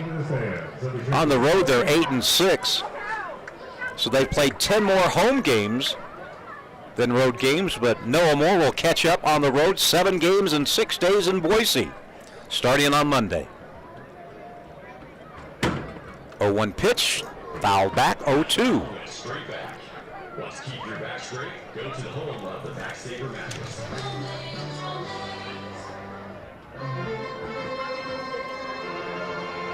Connor Spear, this is his first year of pro ball. The right-hander for the Voyagers. Reinhardt takes his lead at first. The 0-2 delivery. Base hit up the middle. Runners at first and second. Brendan Hewitt has a 3-hit ball game. And it brings up Steve Barmakian. I mentioned the Voyagers have the best reliever in the league. His name is Montana Quigley. He has 3 wins and 5 saves. He was not available last night because the night before he threw 3 innings. But I think he'll be ready to go if need be. Chukars now have 2 on and just 1 out here in the 7th, down by 4. See if they can string together 2 or 3 base hits. Barmakian swings and misses. That is hit number 15 by Hewitt, and again not 1 for extra bases.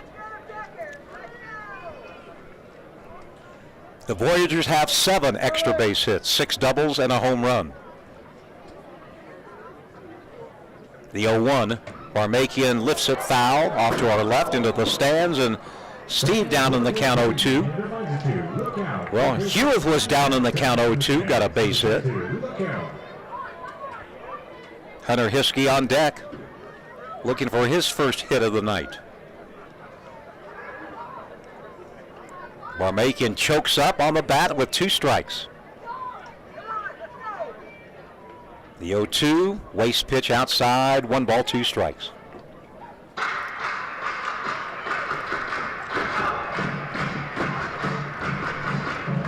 $1,912 showed up tonight, hoping, and they're still hoping for a Chukars come from behind win. Chukars came from behind the first 2 nights to get wins. Last night they came up a run short. Spear to Barmakian. The 1-2 pitch. Steve wasted, foul out of play. Barmakian came into the game hitting .353. Last season he hit .348 for the Chukars.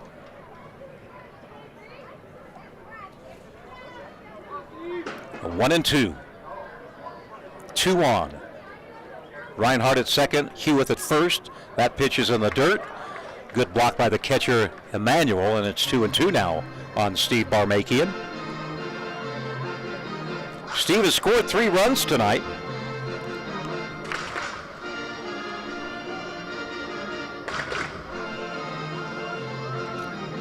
Two-two pitch.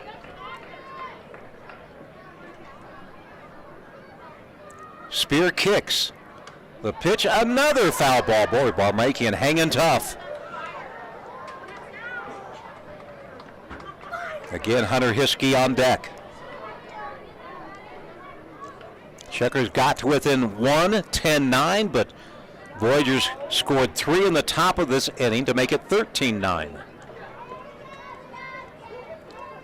2-2 on the way to Barmakian. Did he go around? He did, and first base is occupied. That's a strikeout. Steve chased one in the dirt for out number 2.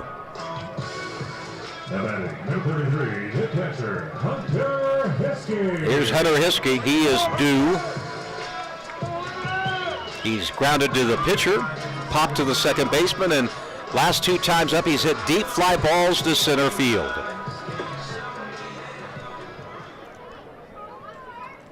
Left-handed hitting catcher. Pitch low, ball 1. Reinhardt at second, he walked. Hewitt at first, he singled.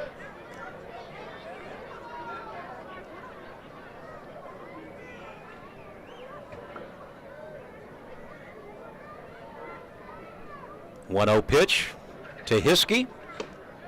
Called strike, 1-1.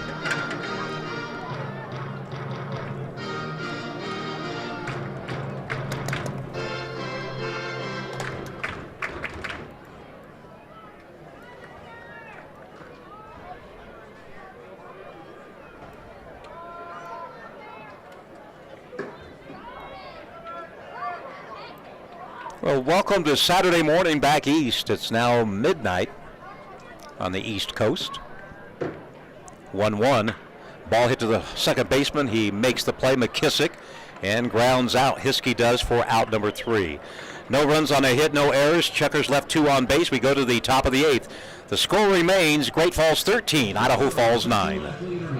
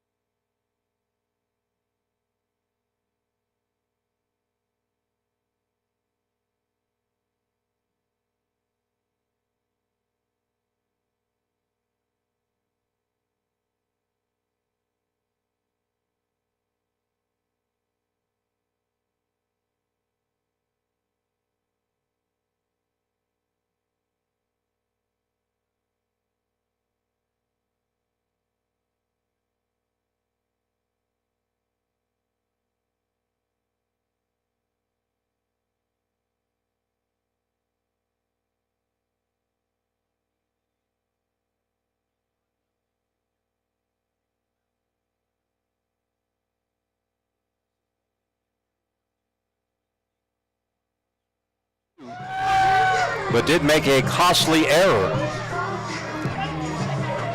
So Nunnally comes in, the 4th Chucker pitcher. See what John Nunnally's numbers this year. His 16th game out of the bullpen. He has a record of 1 win and 2 losses. In 17 innings, he has struck out 30. That leads the Pioneer League in strikeouts per inning. ERA of 5.60 for John Nunnally Jr., one of the few married men. I think just 2 Chucker players are married, Hunter Hiskey and John Nunnally Jr. And we've had both wives on the air with us this year. Of course, Hunter Hiskey's wife, Hunter, and John Nunnally's wife, Taylor.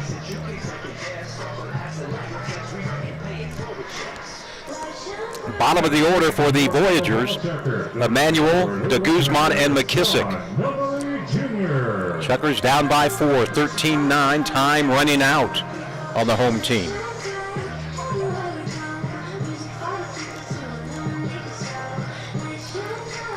Chukars lost 2 out of 3 to Ogden. They've won 2 out of 3 so far against Great Falls, but that could change tonight. Emmanuel is 1 hit in 3 official at-bats. Fielder's choice. He was hit by a pitch. He singled, and he grounded out.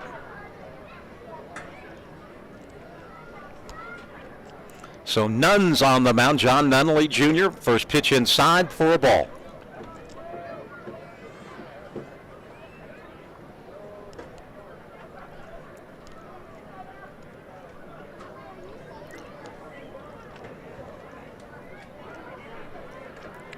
Fans quiet, waiting for something to happen. There's a strike, 1-1.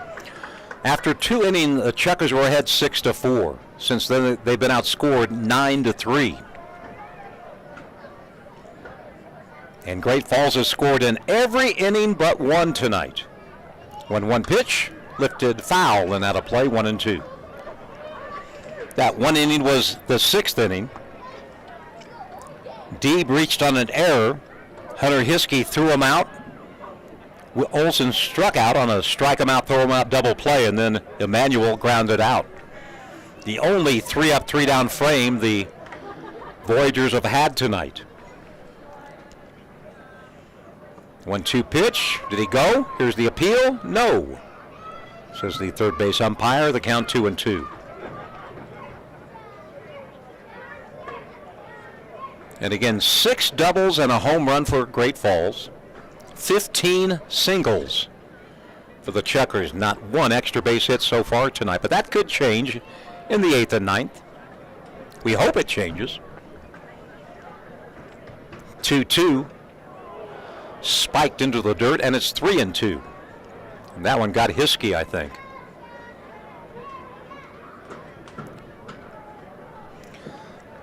So the count full on the Great Falls catcher, Nick Emmanuel.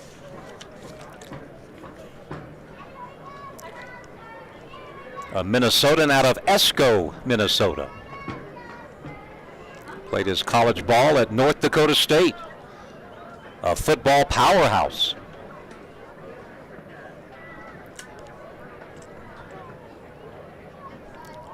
Three balls, 2 strikes, nobody on, nobody out. Pitch to Nunnally, or from Nunnally, is a ground ball. Going to be fielded by Reyes, the second baseman, makes the throw, and they get Emmanuel out by a step. 4-3 for out number 1. It'll bring up de Guzman, the shortstop. He's 1 for 3 with a double and 2 runs scored. Number 15, the shortstop, Christopher de Guzman. Chukars in the bottom of the 8th will have 4, 5, and 6, Estrada, Stroop, and West.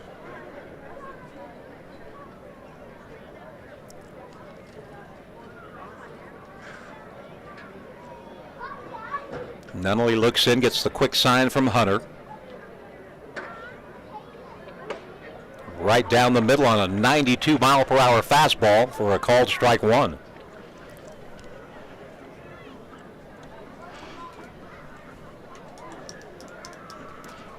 Well, this game now 3 hours and 1 minute old here in the top half of inning number 8. Here's an excuse me, check swing foul ball, and it's 0-2. De Guzman did not mean to swing, but he checked it, and the ball found the bat. So Nunnally way ahead in the count, 0-2 on de Guzman. Bats from the left side. Nunnally's pitch hit to the left fielder. Bermudez on the run, and this one's going to be a foul ball. Jose gave it a heck of a try. A diving attempt in foul territory down the left field line. Couldn't catch up to it. The ball lands foul. It's 0-2. The count remains on Christopher de Guzman. Out of Puerto Rico. He played his college ball at Alabama State University. He was a teammate of last night's pitcher for Great Falls, Breon Pooler.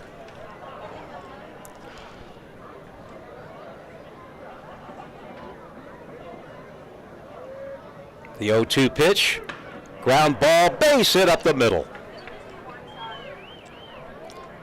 Base hit number 17 now for Great Falls. It comes with 1 out. And here's Miles McKissick. He singled his first time up since then. He has struck out swinging 3 straight times.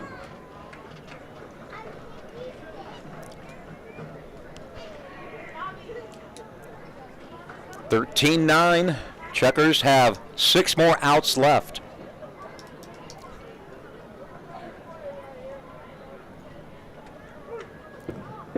The Nunnally fastball is fouled back to the backstop, 0-1.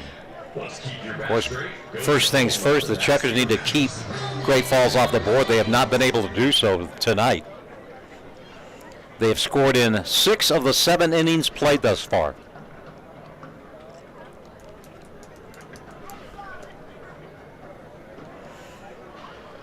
The count 0-1.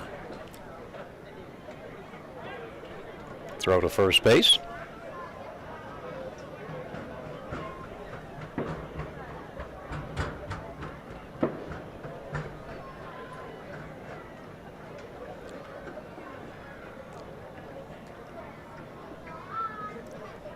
One strike on McKissick, number 9 hitter in the lineup for the Voyagers. The runner goes. Here's a throw by Hiskey. It's a one-hopper. It'll be a stolen base for de Guzman. He gets into scoring position. The pitch was a strike called as McKissick showed bunt. And the strike ended up in the, or the pitch ended up in the strike zone.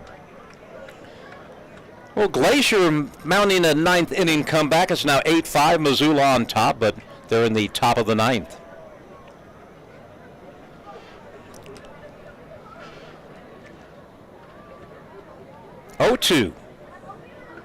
Nunnally needs a strikeout here. Instead, he's going to wheel to second. Looks the runner back.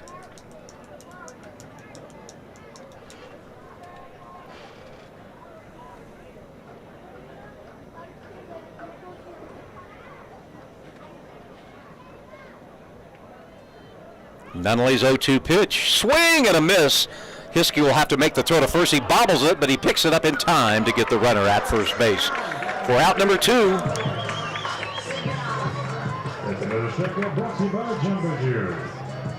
And we go to the top of the order for Jake Malik, who has 3 hits tonight. Number 19, center fielder, Jake Malik.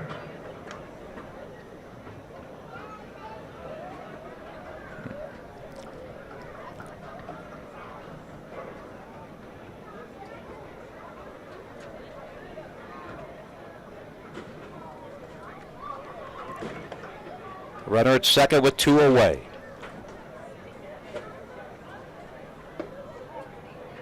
Pitch misses, ball 1.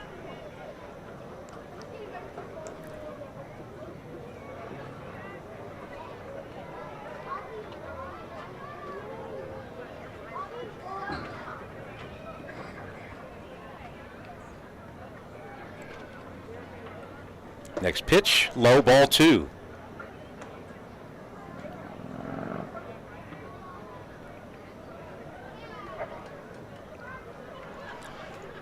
Just checked what Missoula has done. They have won 15 of their last 16 games.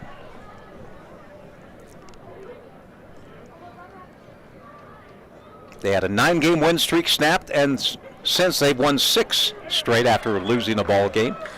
That pitch from Nunnally finds the strike zone. It's 2-1. So they are 15-1 over the last 2.5 weeks. Pretty tough to catch a team that puts up those kinds of numbers. There goes a runner from second to third, swing and a miss, and it's 2-2, a stolen base by de Guzman. He swipes second, now he swipes third.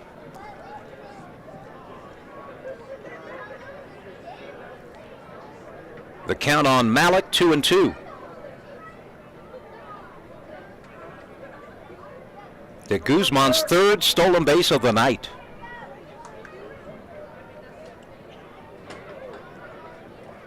Nunnally's 2-2 pitch, ground ball foul, checker dugout.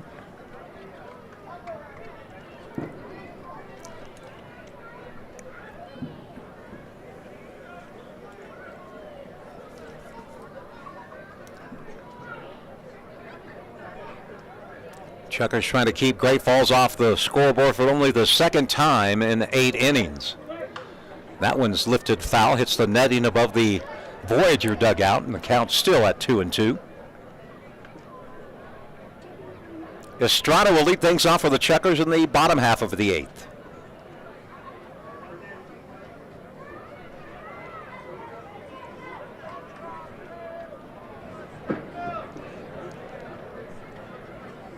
Fans fairly quiet here in the 8th inning. Nunnally's 2-2, and it hit him.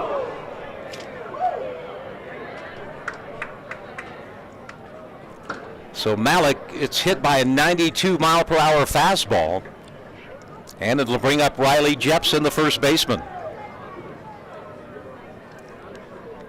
Now runners at the corners with 2 outs.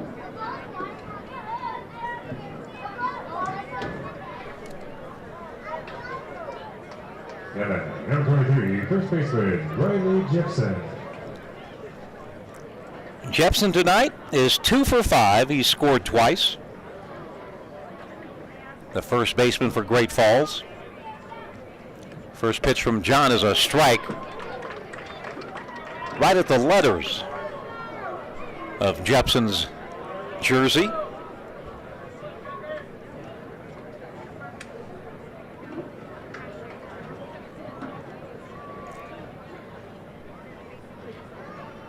Nunley leans over and stares in to get the sign. Here's the 0-1 pitch. That one is high, 1-1.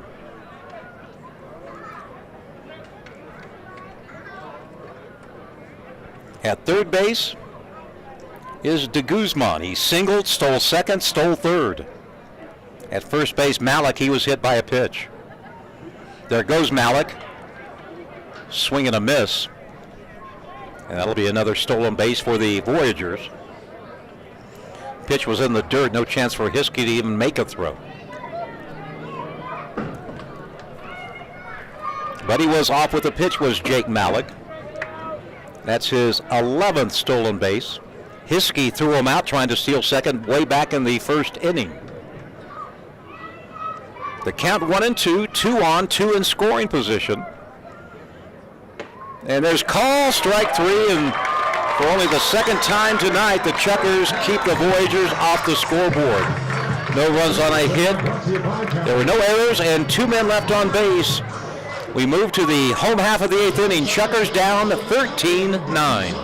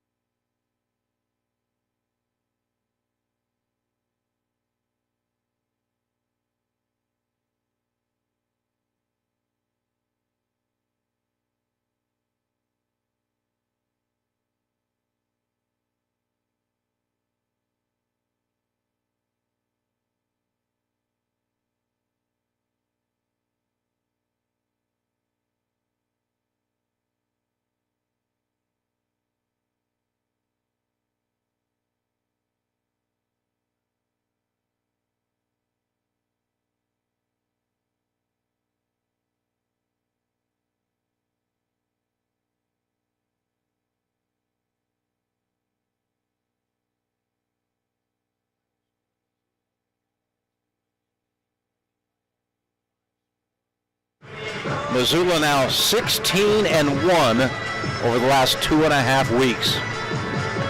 The Paddleheads proving, at least here in the first half, they are the best team in the Pioneer League. It's a knockout round in Colorado Springs. Grand Junction and Rocky Mountain tied at 10. Boise leading Billings 3-1.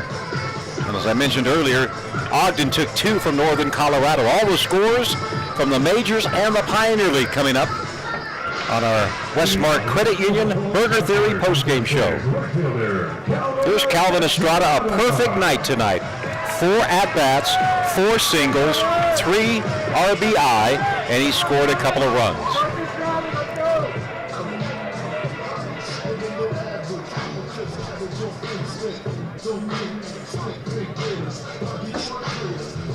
With a 4-for-4 night, don't be shocked if Calvin is the #1 Pioneer League hitter starting tomorrow.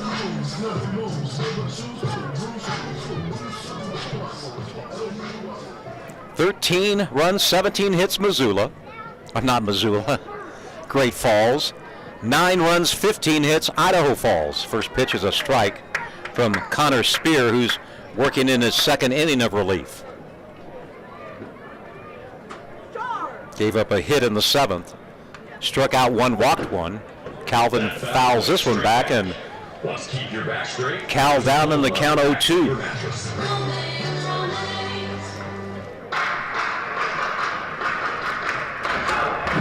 The starter, Aravalo, is the pitcher of record for the Voyagers.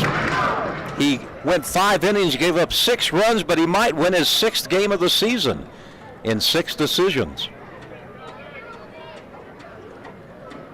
Hasn't been his pitching, really. ERA over 5.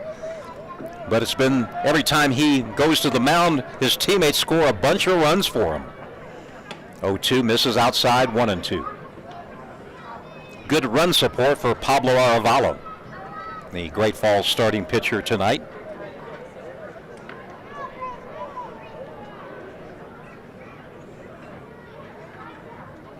Here's the pitch from Spear. Ground ball, shortstop, de Guzman makes the play, and out number 1 here in the 8th. First time Estrada's been retired, and the batter is Dusty Stroop. Dusty 1 for 3, single back in the first inning, reached twice on a fielder's choice, and was hit by a pitch last time up.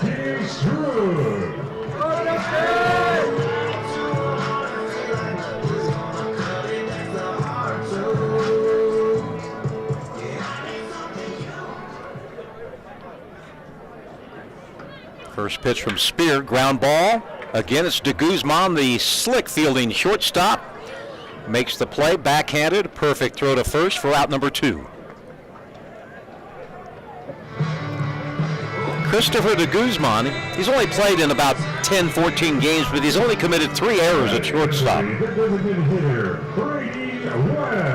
And last night we saw him with great range. He made 2 plays on the first base side of second from his shortstop position, throwing out runners on ground balls. Brady West snapped a 15-game hitless streak with a single, and he knocked in 2 last time up. Maybe that'll get Brady going.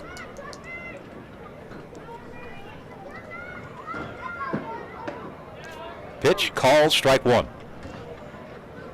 Chukers down to their final 4 outs. Looks like we'll have a new Idaho Falls pitcher in the 9th. The 0-1. High fly ball left field, should be easy for Michael Deeb.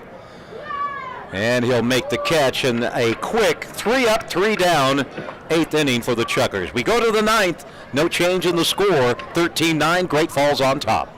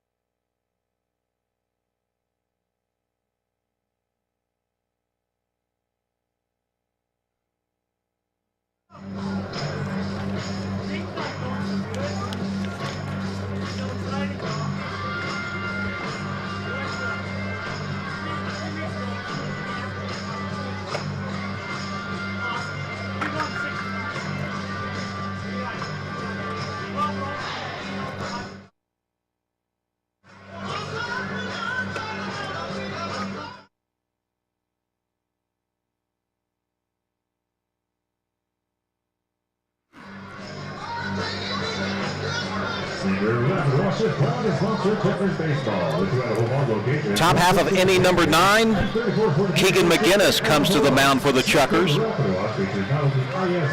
Keegan, the big 6'6", 240-pounder out of Haymarket, Virginia. For Keegan, his 17th game, all out of the bullpen, has a record of 1 win and 1 loss, and an ERA of 3.66. Keegan's worked 20 innings this year, has given up 15 hits, struck out 25 and walked only 7. Opposing batters hitting 200 off the big righty.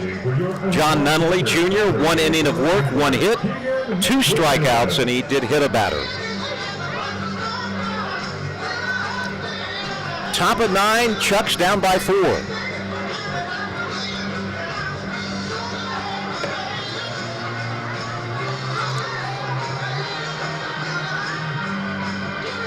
It'll be Runge, Colbush, and Deeb for the Voyagers. Leading off for the Great Falls Voyagers, number 11, third baseman, Colin Runge. Runge tonight, homer, single, double, just needs a triple for the cycle.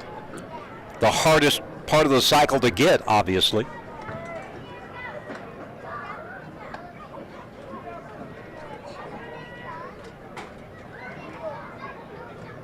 Righty-righty matchup, McGinnis to Runge.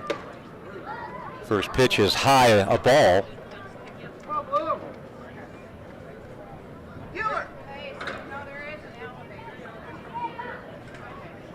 McGinnis comes set at the letters. 1-0 pitch on the way. Swing and a miss. Pitch way down, 1-2.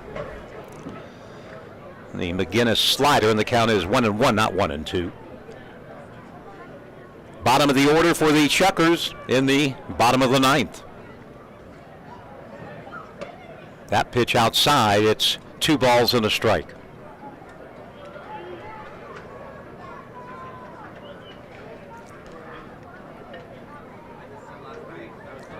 Great Falls has scored first in all 4 games so far. That fastball finds the corner. Evens out the count at 2 apiece.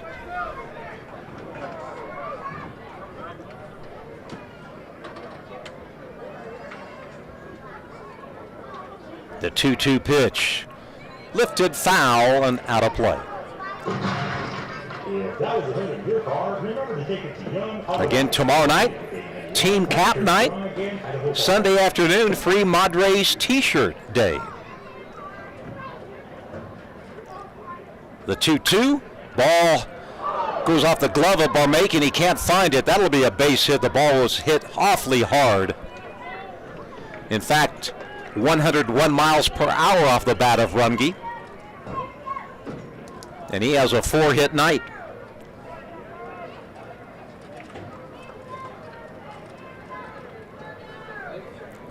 Brings up Derek Colbush, the right fielder. 13 runs now, 18 hits for Great Falls. Colbush has 1 hit in 4 official at-bats. He has also walked once. Takes the pitch down low, ball 1. Colbush has one of these 6 doubles for the Voyagers tonight. Runge with a pretty good lead over at first base. The 1-0, outside and high, ball 2.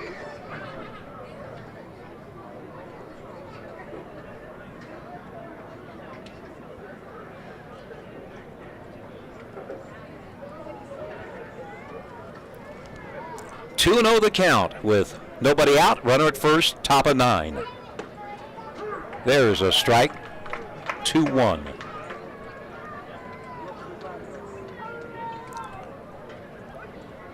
Like umpire Scott Esterholtz, strike call when there's a left-handed batter out, he sort of punches the guy out. There goes the runner, and the pitch is going to be fouled way out of play. 2-2 the count.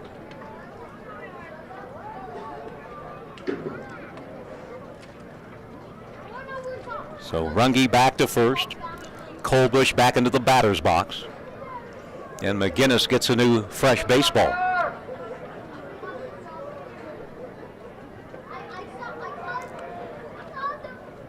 Two and 2, high 3-2. Checker pitchers tonight have struck out 11, walked only 3, but they have also hit 3 batters. And they've given up 18 hits tonight. The payoff pitch, 3-2, lifted foul. That'll land in the suites to our left.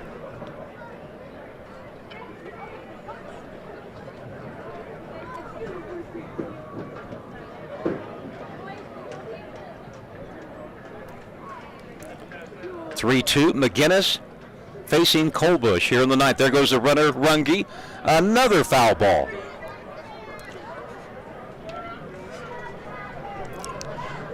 That was the 7th pitch of the at-bat.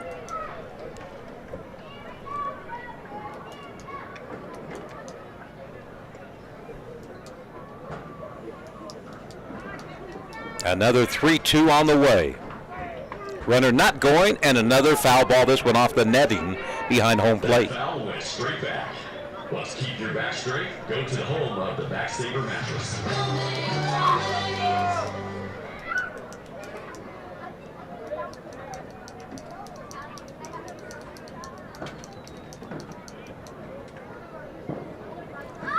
There goes the runner, 3-2.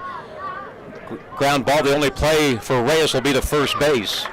With Runge running it, they stay out of the double play. So Colbush out 4-3. Runge goes to second on the ground ball. And it brings up Michael Deeb. Chukars led 6-4 after 2. Since then, they've been outscored 9-3. Michael Deeb tonight has one of the doubles for the Voyagers. Officially, he is 1 for 4.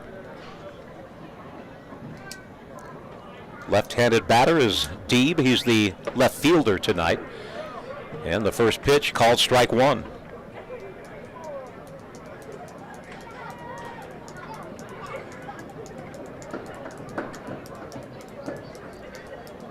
One out, runner at second.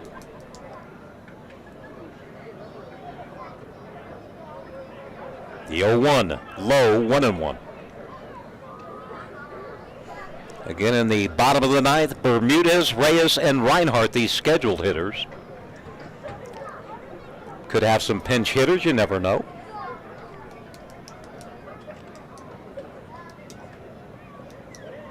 The 1-1 pitch. Another foul ball hit off to our left, 1-2.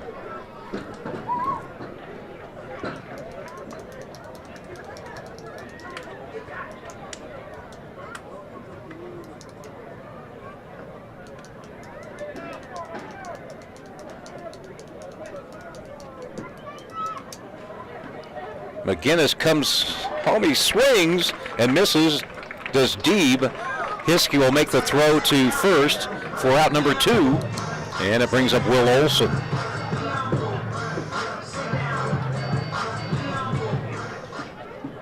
Number 22. It's the 12th strikeout by Chukars pitchers. Here's Olson, single, double, double. He has struck out twice in a row. Correction, number 12, Will Olson.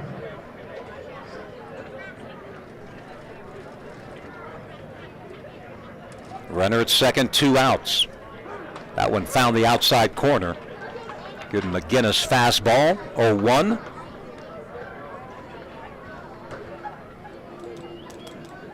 Well, folks are hanging around hoping for a 9th inning rally. Call strike 2. Same pitch, same location, same result.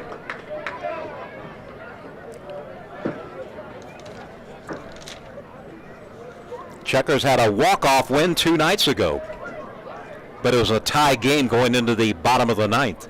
Tonight, Chukars will be down at least by 4. There goes the runner. Swing and a miss, and McGinnis strikes him out. So no runs on a base hit.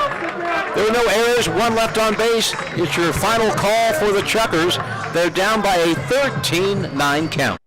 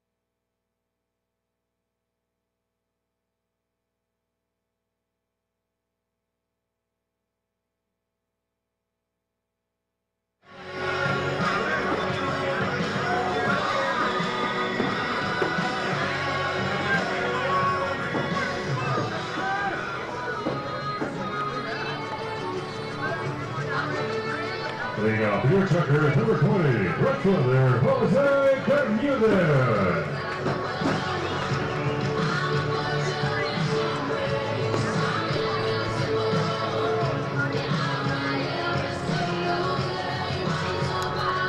Connor Spear comes out for his third inning of relief. He'll try to pick up the save. Bermudez at the plate takes the first pitch for a called strike. Spear has worked 2 innings, has given up just 1 base hit. 1-1 the count on Jose Bermudez, looking for his first checker hit. He's now 0 for 9 in the 2 games he's played thus far.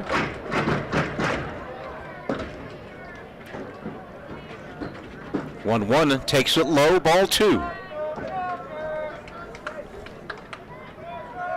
One of 2 switch hitters on the team. The other is Hunter Hudson.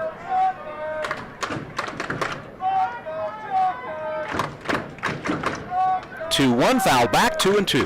That foul went straight back. Let's keep your back straight. Go to the home of the Backsaver mattress. Center fielder Malik very deep. Right fielder not so deep. That's Colbush. And Jose has run the count full, 3-2. He has struck out twice. He has flied out. He reached on an error. The payoff pitch, breaking ball, ball 4.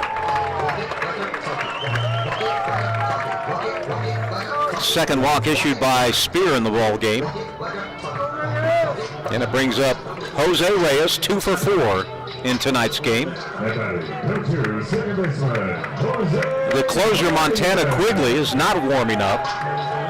Spear trying to pick up a 3-inning save for Pablo Arevalo. First pitch to Jose. Called strike, and Jose looks up to the sky.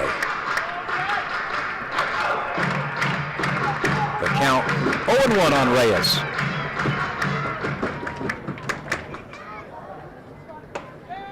That one's outside, and it's 1 ball, 1 strike.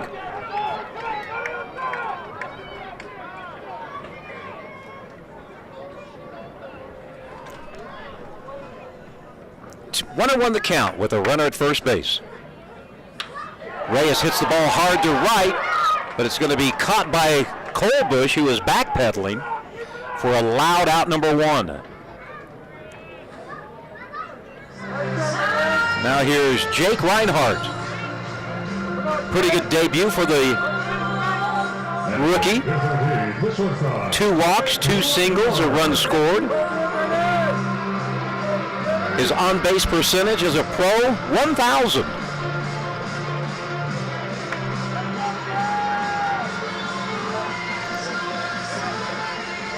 Bermudez at first base. Chukers need a lot more base runners. 1 out here in the bottom of the 9th. That pitch called strike. 0-1 on Jake Reinhardt out of Princeton, Illinois.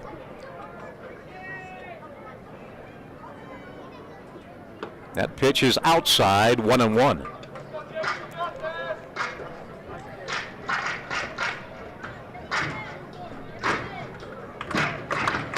Chukers down to their final 2 outs, down by 4 runs. The 1-1 called strike, 1-2.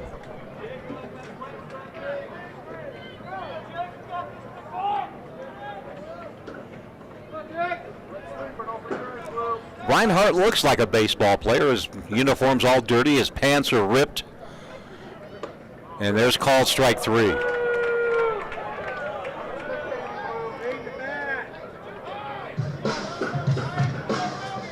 Brendan Hewitt, last call for the Chukers. Hewitt tonight, 3 base hits and 5 at-bats.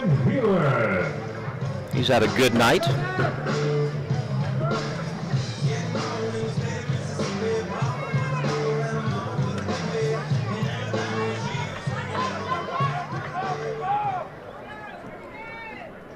Bermudez goes, but they don't care. They might let him steal third as well, but that's not a stolen base.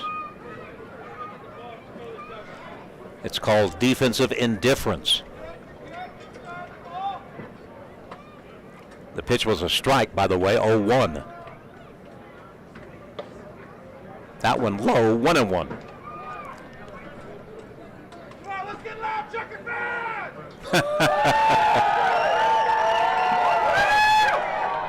A fan took Hernandez's line. Let's get loud, Chucker fans. Here's a pop-up, shallow center field, going back. This one is going to drop for a base hit. And Hewitt has a 4-hit night, a double, the first extra base hit of the night for the Chukers. And it's 13-10.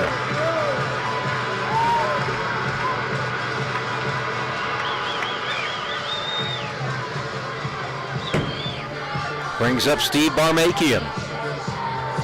Well, until the 27th out is recorded, there's a chance.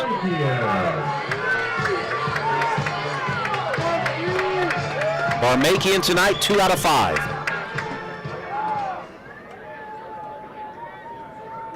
And now the catcher, Nick Emanuel, wants to go out and chat with Connor Spear.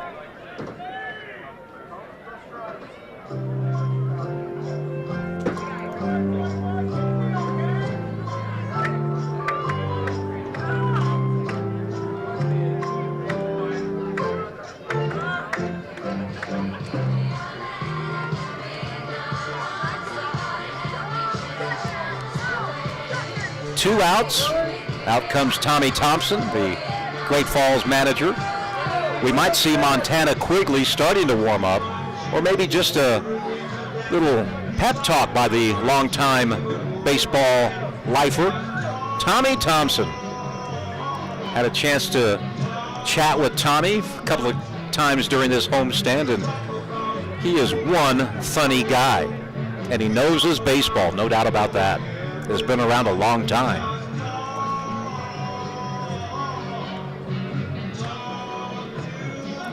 Well, the tying run is still in the dugout for the Chukers.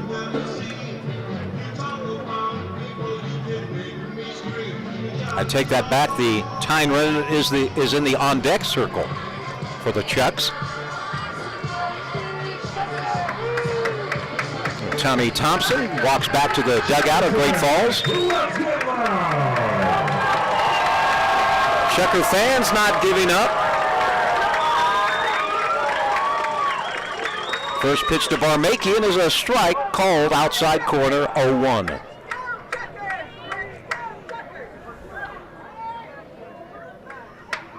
I like the spirit of the fans.